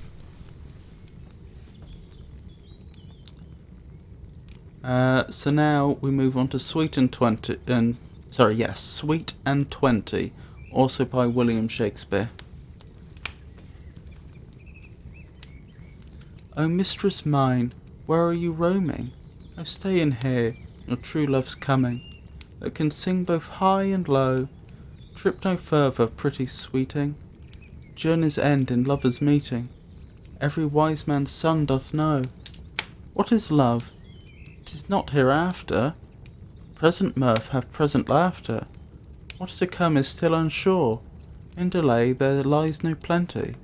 Then come kiss me, sweet and 20, useless stuff will not endure. I feel like this is probably a clever pun that I am not getting. See, it occurs to me that the 20 here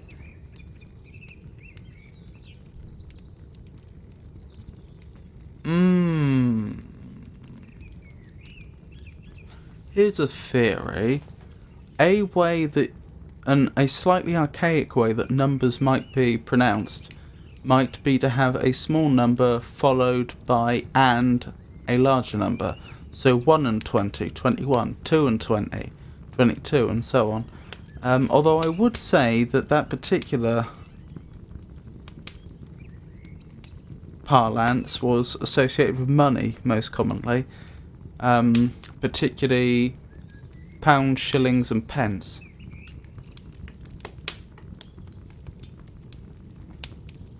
So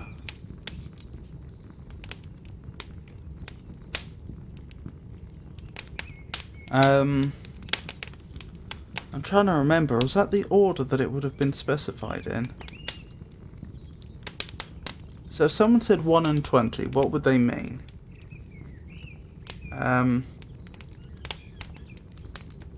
Would that be... I doubt it would be £1 and 20 shillings, because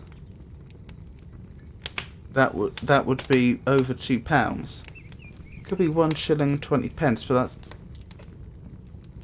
Surely that would just be...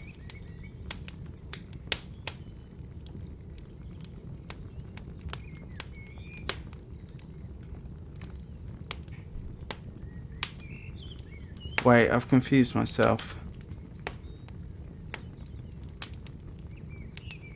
12 pence to the shilling, 20 shillings to the pound. So 1 and 20 in that case would be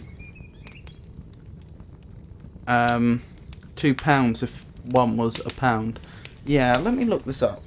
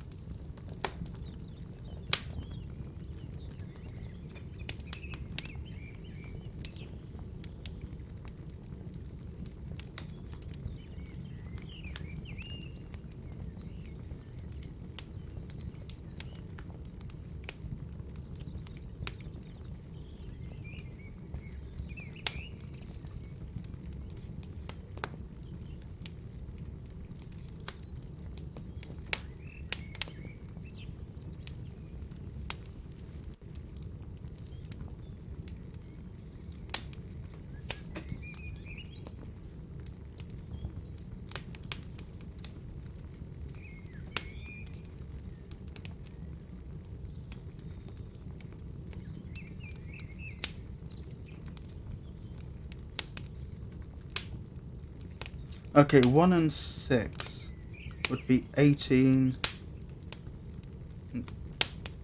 18 pence would usually be said 1 and 6. Yes, because that would be 12 shillings. No, sorry, 1 shilling and 6 pence. 1 and 6. Okay, so that terminology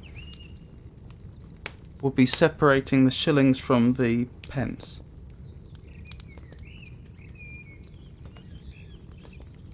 This doesn't quite figure. What I was wondering if it was whether they would pronounce 21, 1 and 20 and so on.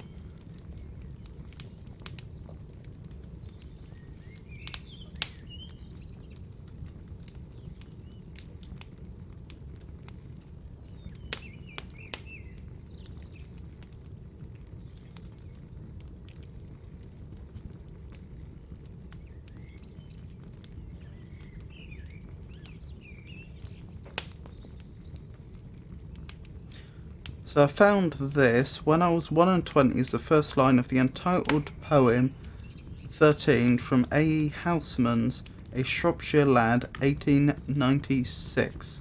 Okay, so that's evidence that ages at least could be spoken in that fashion, and that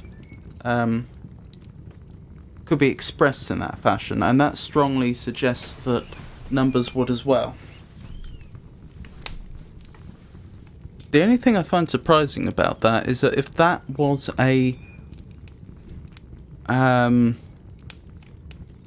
if that was indeed a way they would pronounce numbers, then you wouldn't have thought that the way of expressing currency would have evolved that way. Because if someone said, I want 1 and 6, wouldn't you automatically conclude, or let's think of a worst case, 1 and 10. Wouldn't you automatically think they meant 11 and not 1 shilling 10 pence, which would be 22 pence? I find that slightly odd, but still. Getting back to the point, I wonder if sweet and 20 is just a poetic way of saying someone who is both sweet and in their 20s. That's my best guess.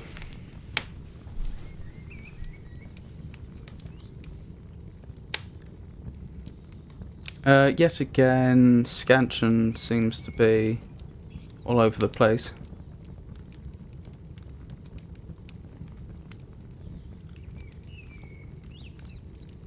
And there is rhyming, but it's irregular.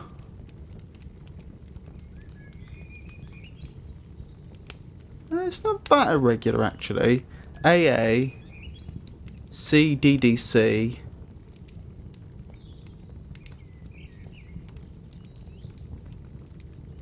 and then the same again. AA, CDDC. That's different A's, B's, C's and D's between the two. Wait, they're one stanza, aren't they? Actually, it's not clear if they're 1 or 2 stanzas because they're across a page from each other. But what I'm getting at is that they don't rhyme. The two parts don't have rhymes between them, but that they follow the same AA, B, CC. No, AA, B, CC, B structure in both cases. There is no D. That was my mistake. Goodness, I'm not explaining things very well, am I? Anyway. Not much more I can add. Seems a bit irregular.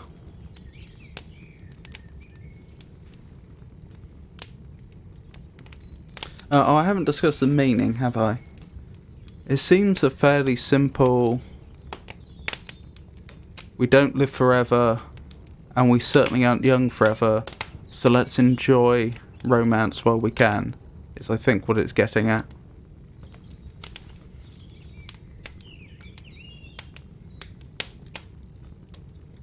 Where are you roaming? That's a brilliant expression to ask someone where they're going, isn't it? Where are you roaming? Anyway, let's keep going. Dirge. I believe a dirge. Dirge. I believe a dirge is a funeral song. Come away, death. And in sad cypress let me be laid. Fly away, breath. I am slain by a fair cruel lady. Sorry, a fair cruel maid. My shroud of white stuck all with you. Oh, prepare it. My part of death, no one so true did share it. Not a flower sweet, on my black coffin let there be strown. Not a friend greet my poor corse where my bones shall be thrown.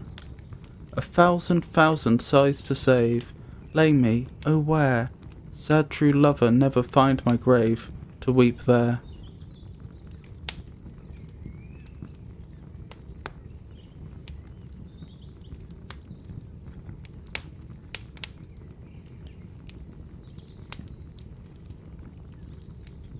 Yep, seems pretty irregular.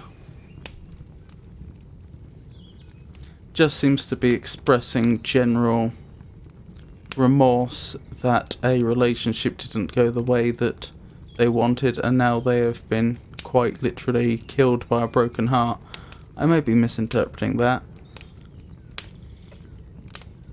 They also seem quite sorry for themselves.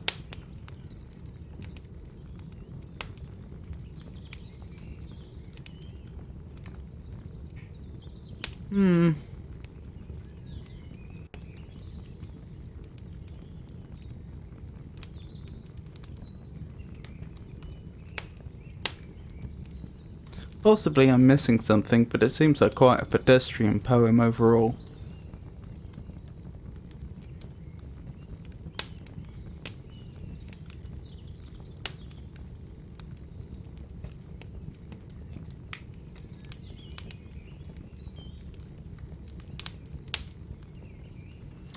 I don't know, maybe I'm missing something. If you have a strong opinion on this poem, on my interpretation of it, or even a weak opinion, why not share it in chat?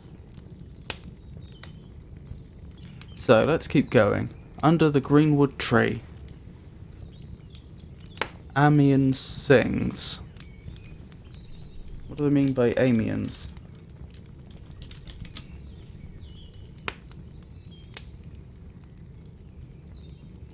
The capital city of the Somme department.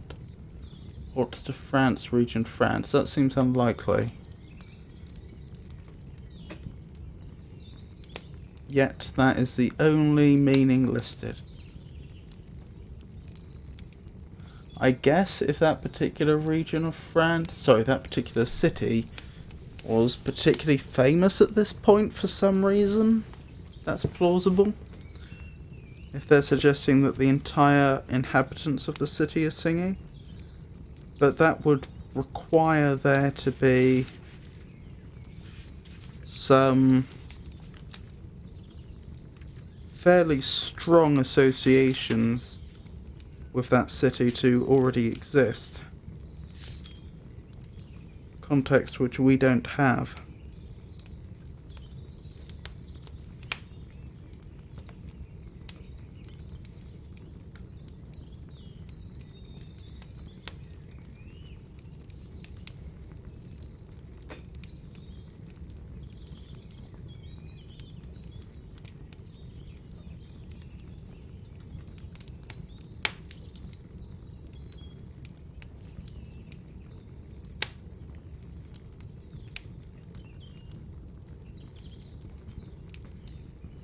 Yep, not in my physical dictionary. It goes directly from amidships to Ameldar.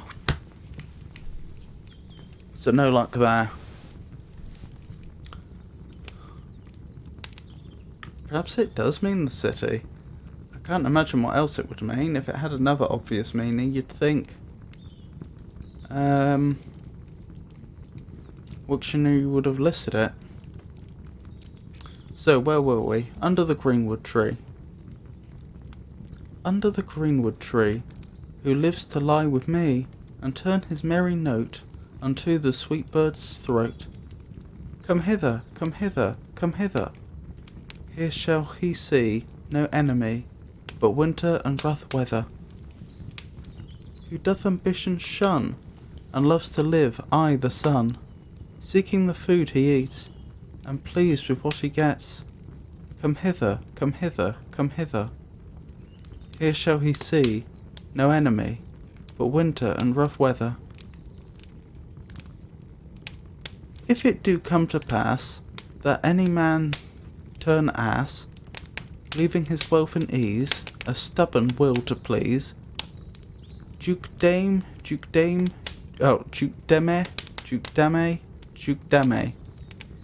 here shall he see, grows fools as he, as if he will come to me.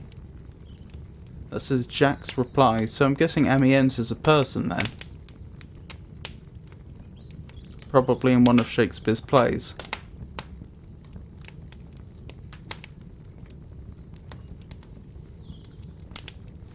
What was the association with the ass? Obviously it's a stubborn animal. Did it have any other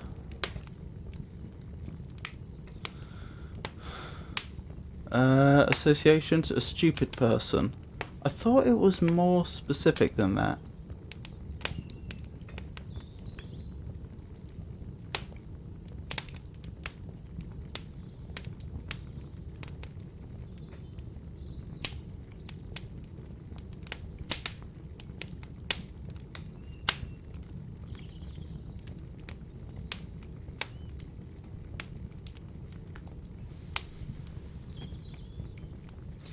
Dictionary is no help. Let's check my physical dictionary.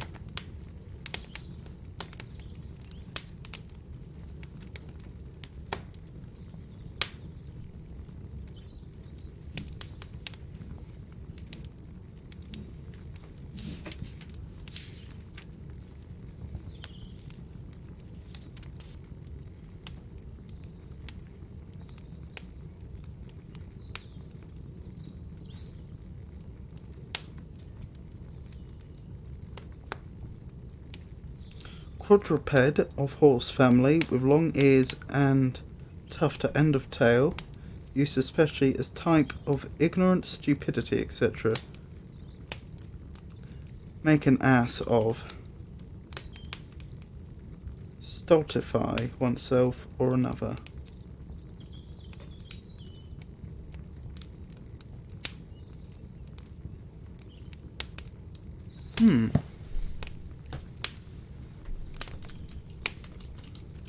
Stultify.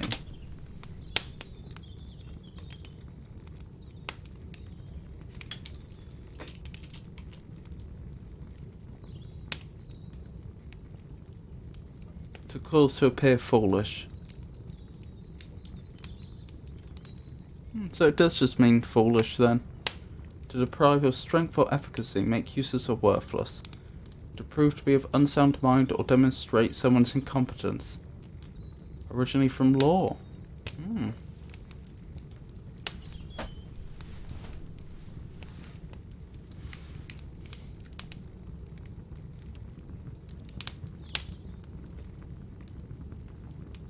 Not very nice to the animal, though. I thought they were moderately intelligent animals. Anyway.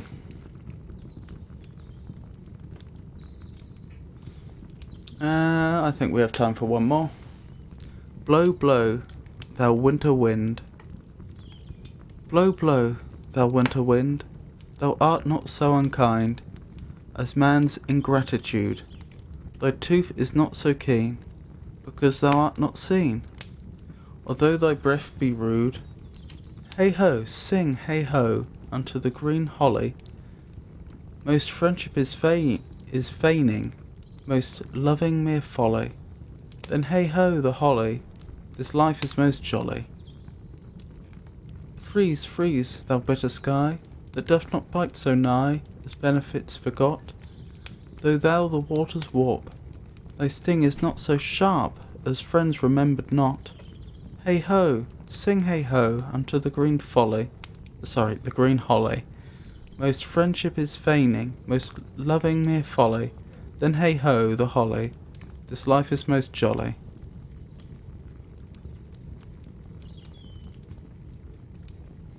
So it seems to be a poem that's saying The winter wind, which generally is seen in a poor light, is nowhere near as bad as the things that we do to each other, even on accident. So you don't need to feel so bad, winter wind.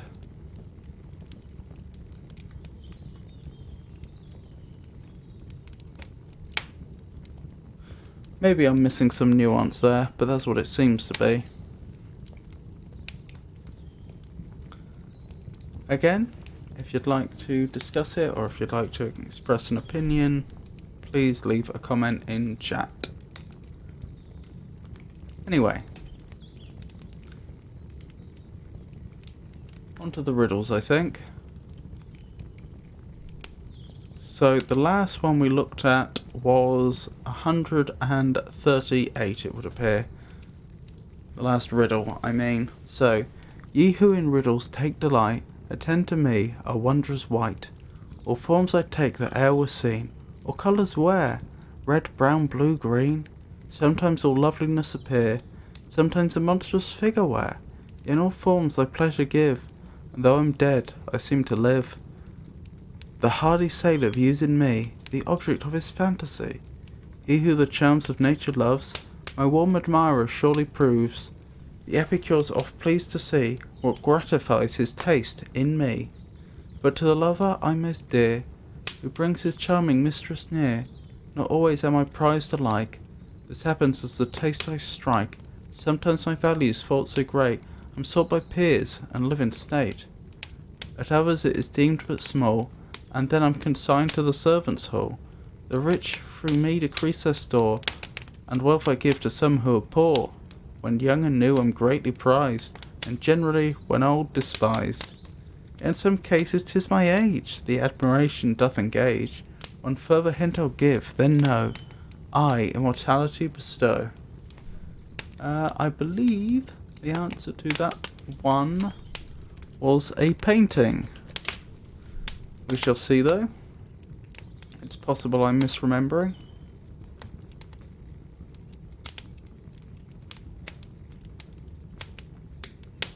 What was it? 138, I think.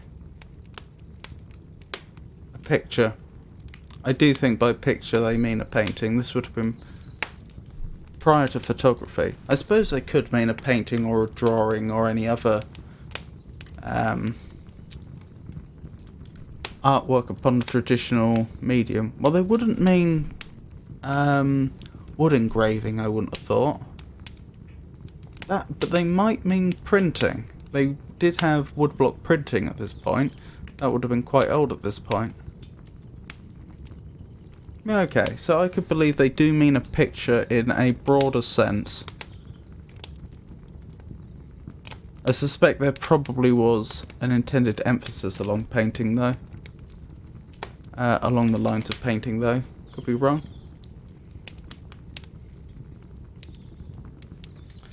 Anyway. So, 139. Our first new riddle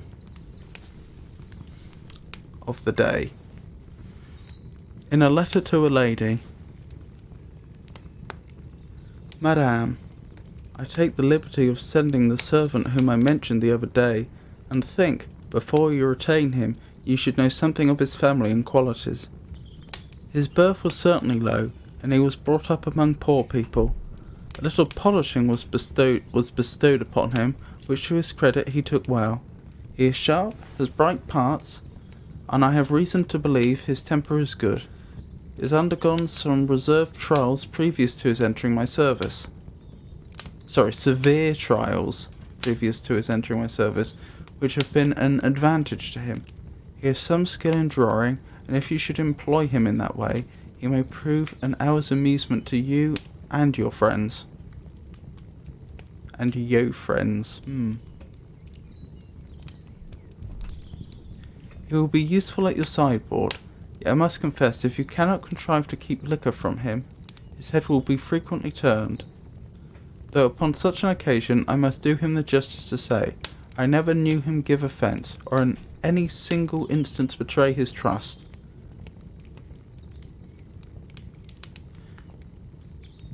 That's interesting. Betray his trust. His trust being the things that other people have entrusted to him. That actually makes more sense to me than the way it tends to get used today, where someone would say you betrayed my trust or something like that.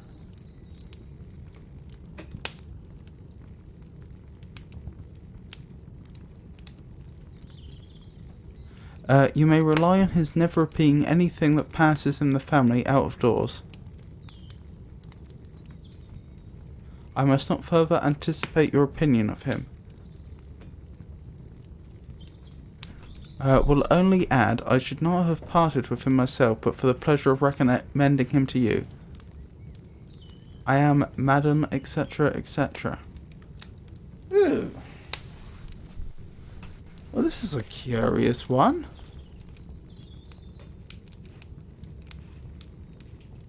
It's not even clear what the riddle is.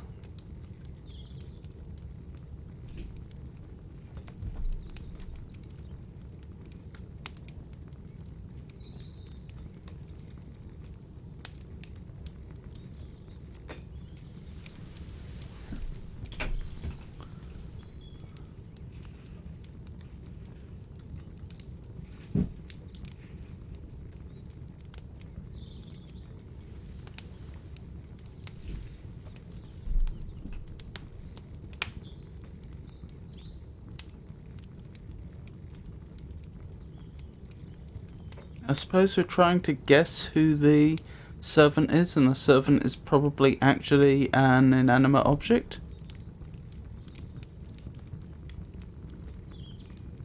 His birth was certainly low.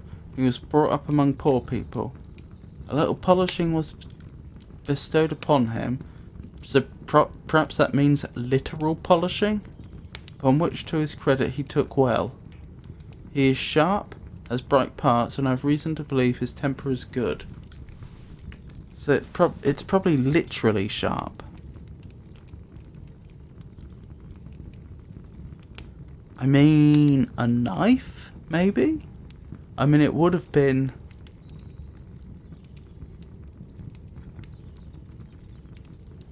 It would have been the working class that were producing knives. He's undergone some severe trials previous to his entering my service, which have been an advantage to him. He has some skill in drawing. You should employ him in that way. He may prove an hour's amusement to you and your friends. I mean, you could do whittling with a knife. Not drawing in the traditional sense. It will be useful at your sideboard. What's a sideboard?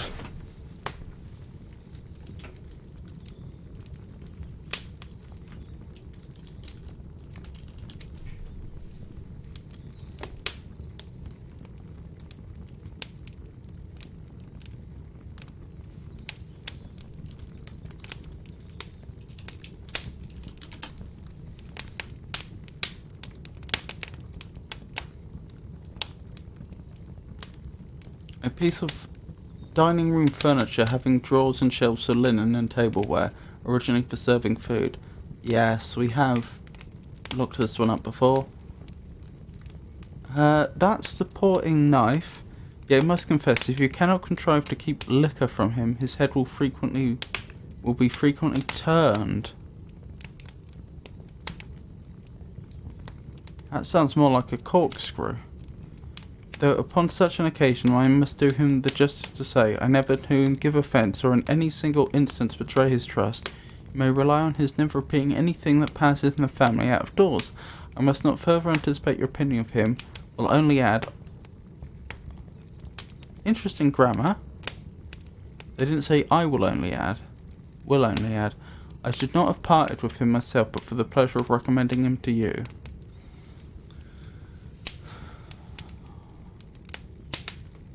Would they have tried to have opened bottles with knives?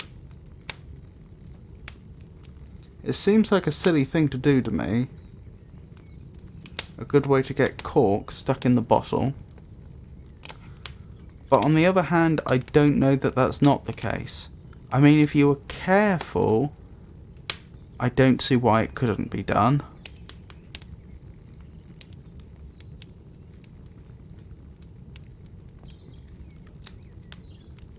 But you wouldn't be turning it, would you? If it was a knife, you wouldn't be turning it round and round. You would probably try and lever it out.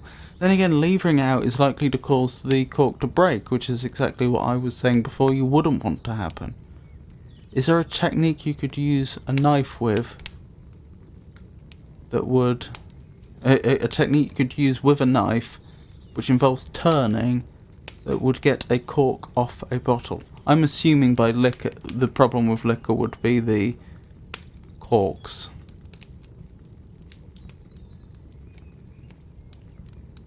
You know, that's actually a good point I've never considered before. How were they sealing their bottles? They definitely had corks at this period, I'm fairly certain. I don't know how old the cork is, but I thought the cork was fairly old. But the problem with corks is they're not generally reusable. But at the same time, I very, very much doubt that they would have had screw tops. Almost certainly not. They could have had something that sat on top, but then if the bottle fell over, its contents would spill. So in short, I don't know what they were sealing it with. Honestly, a reusable cork sounds like the most practical solution. But then you wouldn't have wanted to have removed the cork with anything that destroys the cork. The problem is, I assume if you were to try and corkscrew a cork over and over again, its condition would deteriorate alarmingly quickly.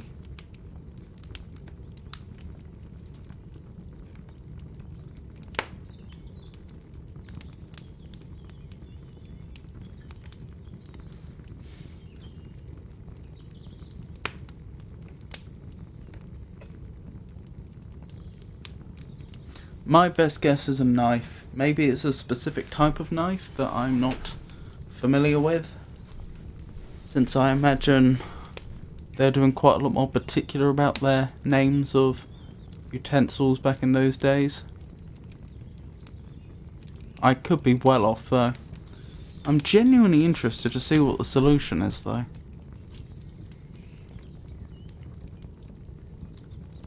So what was it, 139 I think.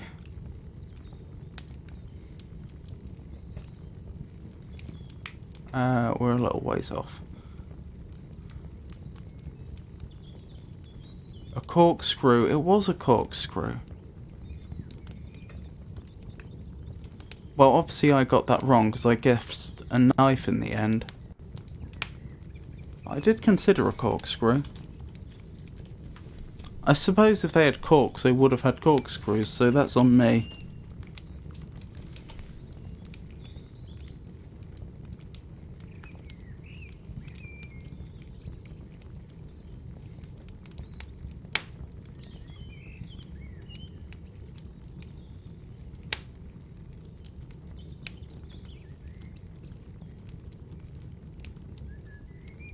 He has some skill in drawing, and if you should employ him in that way, it may prove an hour's amusement to you and your friends. That's what confused me. I thought, even though you wouldn't normally draw with a knife, that was the clue that made me think maybe it's more likely to be a knife than a corkscrew, because in theory you could do something that's analogous to drawing using a knife, but with a corkscrew you couldn't really. But maybe then that's the point? Maybe that's where it says an hour's amusement? The challenge is trying to draw with a corkscrew?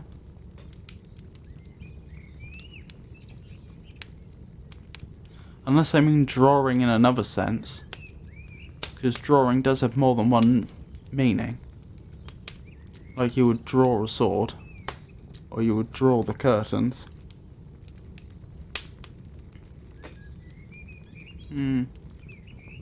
Oh well. An interesting one at the very least. So now we're on to 140. Goodness me, and we're about halfway through the book. I descend from a king, and 'tis sure a strange thing, that from court I am banished away, Arrayed in silk clothes and connected with bows, along meagre form I display. Is that meagre?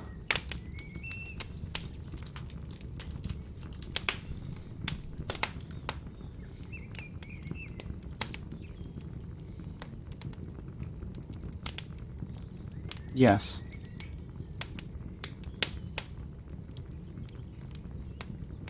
It is indeed.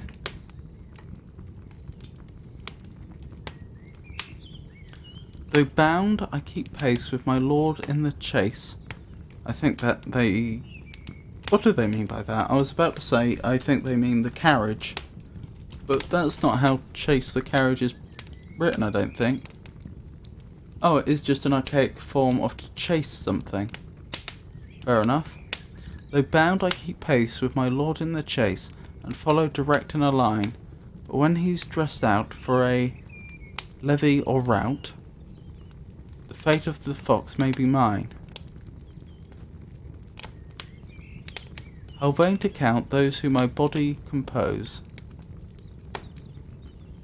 Though united we're separate quite. Suffice to say, I exist in the day, and seldom, if ever, at night.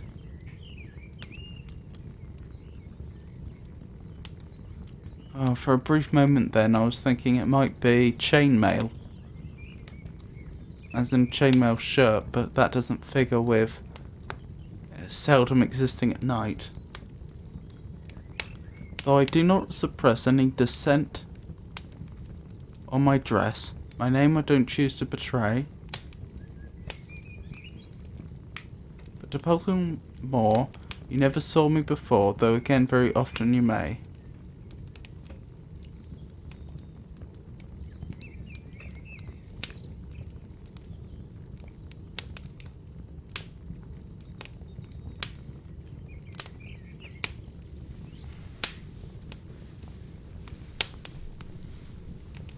A long meagre form, so do they mean long and thin?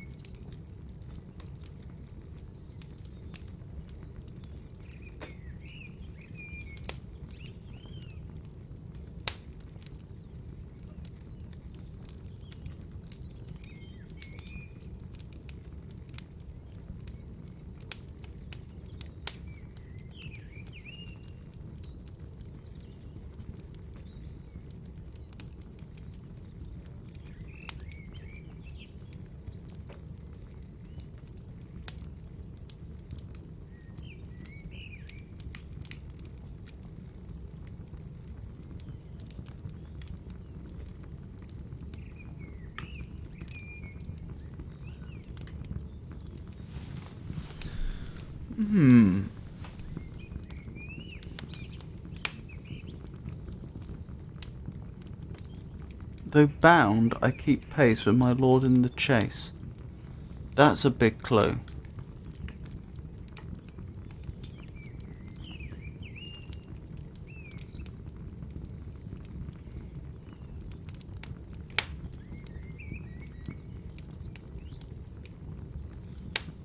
and follow direct in a line. But when he's stressed out for a levy or route, the fate of the fox may be mine.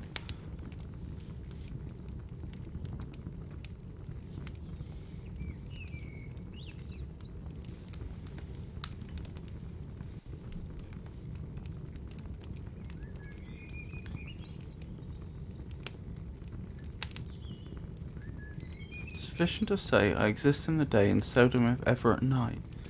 See, that's what makes me think this isn't a physical object. I was considering things like swords or whips up to this point, or something like that, like a horse whip. Well, the two types of whip they used to have. They had the...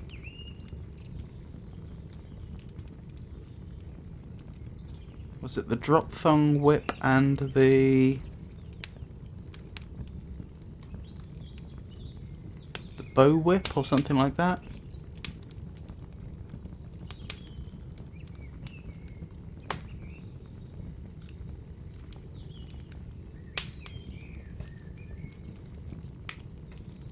What about a shadow? I descend from a king, and 'tis sure a strange thing, that from court I am banished away. Arrayed in silk clothes and connected with bows, a long meagre form I display. Nothing there that completely contradicts it. Though bound, I keep pace with my lord in the chase, and follow direct in a line. When he's stressed out for a levy or route, the fate of the fox may be mine. Still doesn't completely figure, but isn't completely inconsistent either. But when he's just out for a levy or route, the fate of the fox may be mine is a bit of a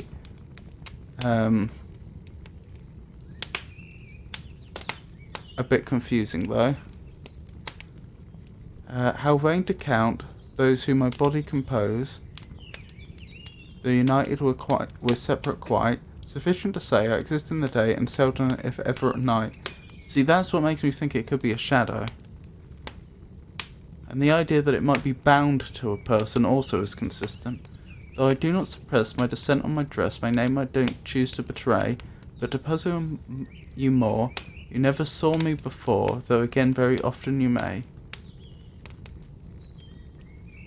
That's inconsistent. Why would you say you've never seen a shadow before?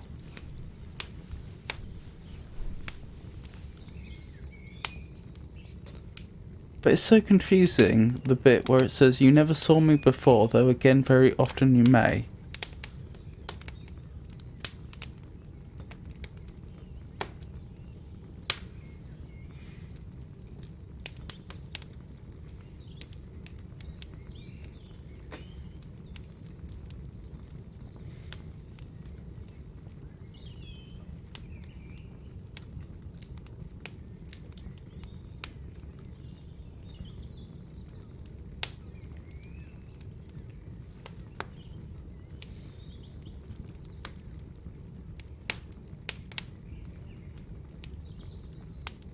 That even seems like a contradiction in terms. How could you have something which you've never seen before, but you often have the opportunity?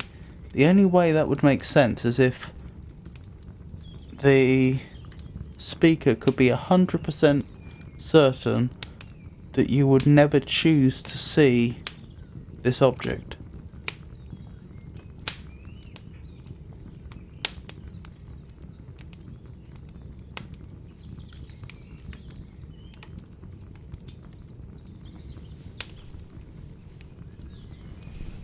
I'm still going to guess shadow on the grounds that there might be something else going on here that I'm not...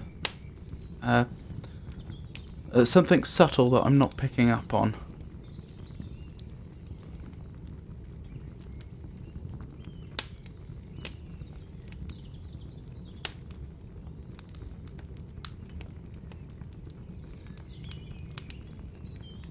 Pigtail, a Q.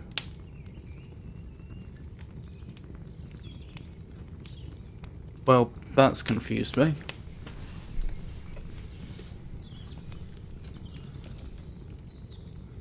Okay, let's look this up.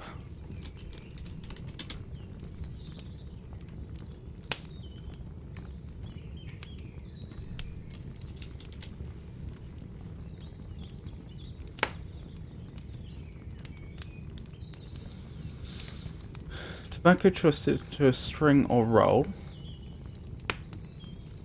A braided plait of hair, now especially either of two braids or tails on the side of the head. A person who wears a pigtail or queue.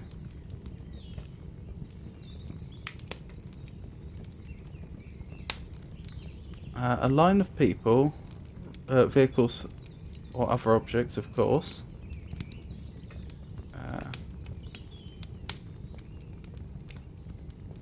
A waiting list, no. A data structure, no.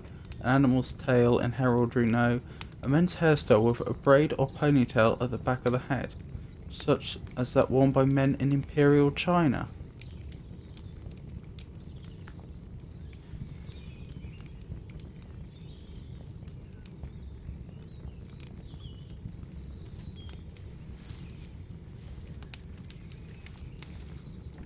That seems like that's removed the mystery, but I'm going to look up pigtail and queue in my physical dictionary anyway, just to get a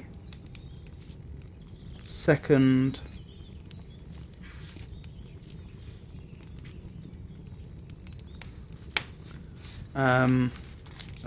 definition. For the sake of thoroughness.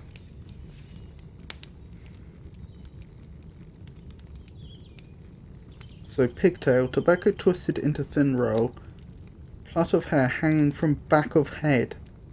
So what we'd likely call a ponytail these days. Sorry, that last bit was my addition. So, a plait of hair hanging from back of head, especially as worn by Chinese under the Manchus, by young girls, and formerly by soldiers and sailors. Hence pigtailed. Ah. And if we go for Q,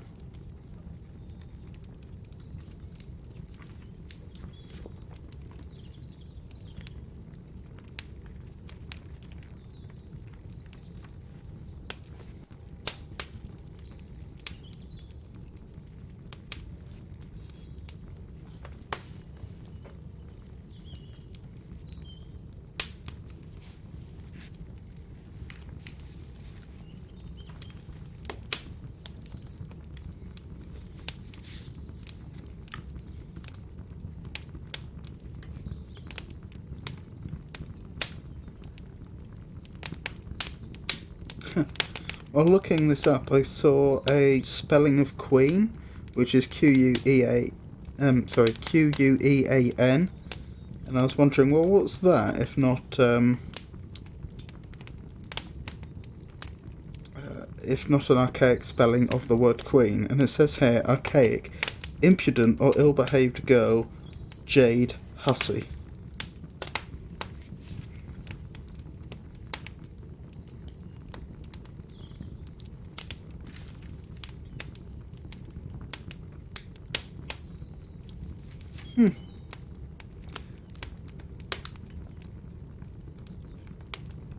Anyway, well, but we were looking for Q.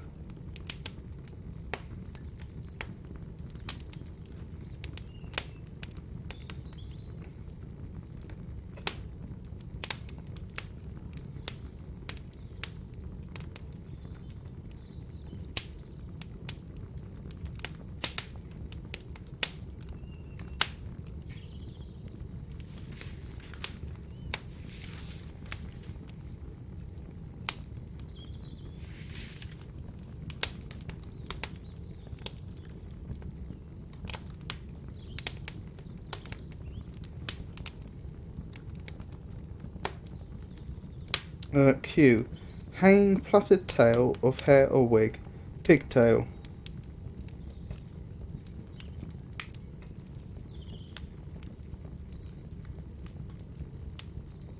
Line of persons, vehicles, etc. awaiting their turn to be attended to or proceed. Dress hair in pigtail. Okay, so it sounds like the essential difference between a ponytail and a pigtail is... Oh, I don't want to go any further down or I'll reveal the next one. It sounds like the essential difference is whether it's plaited or not, I would suggest. And the fact that nowadays we tend to call it pigtails if you've got two ponytails off the side of the head is probably incorrect. At least inconsistent with the traditional usage of the term. So what was it again? I descend from a king, and 'tis sure a strange thing that from court I am banished away. Because a king would only wear it when he's at war? Because that's what a soldier would wear, maybe? Arrayed in silk cloths and connected with bows. Very clever.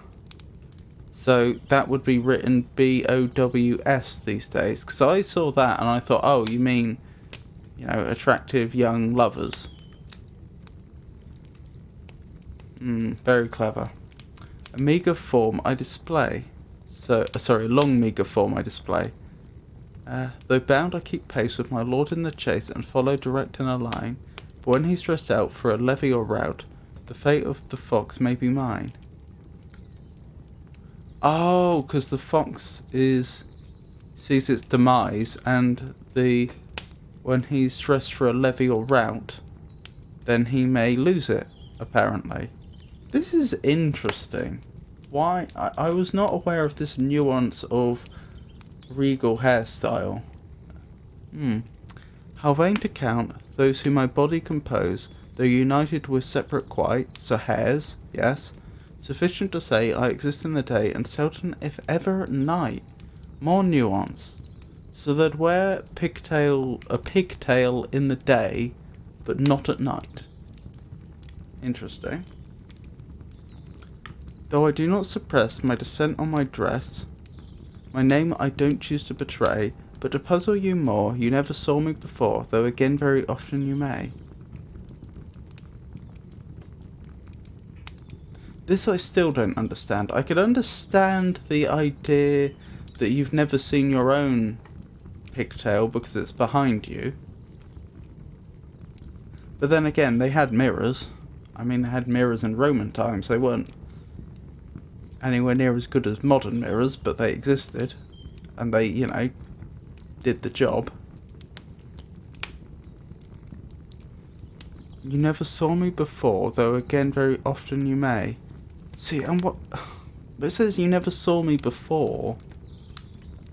I was wondering if that could be before in position or time, but...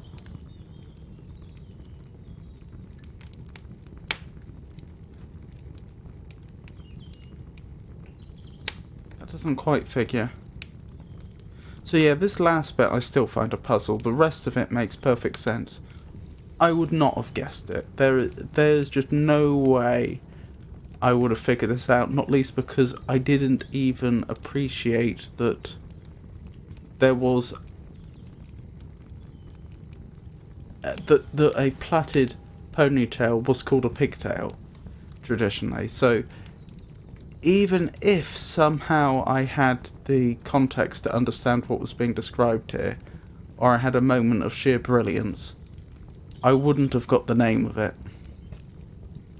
Anyway. I think that'll do for today. So, thank you for coming, everyone. I hope you enjoyed the stream. I'll be streaming again on Friday, and Saturday, and Monday. And that will be more Metal Gear Rising Revengeance. And then on next Wednesday, that will be back round to more poetry and riddles. So, once again, thank you for coming. And I hope you all have a wonderful night. Good night.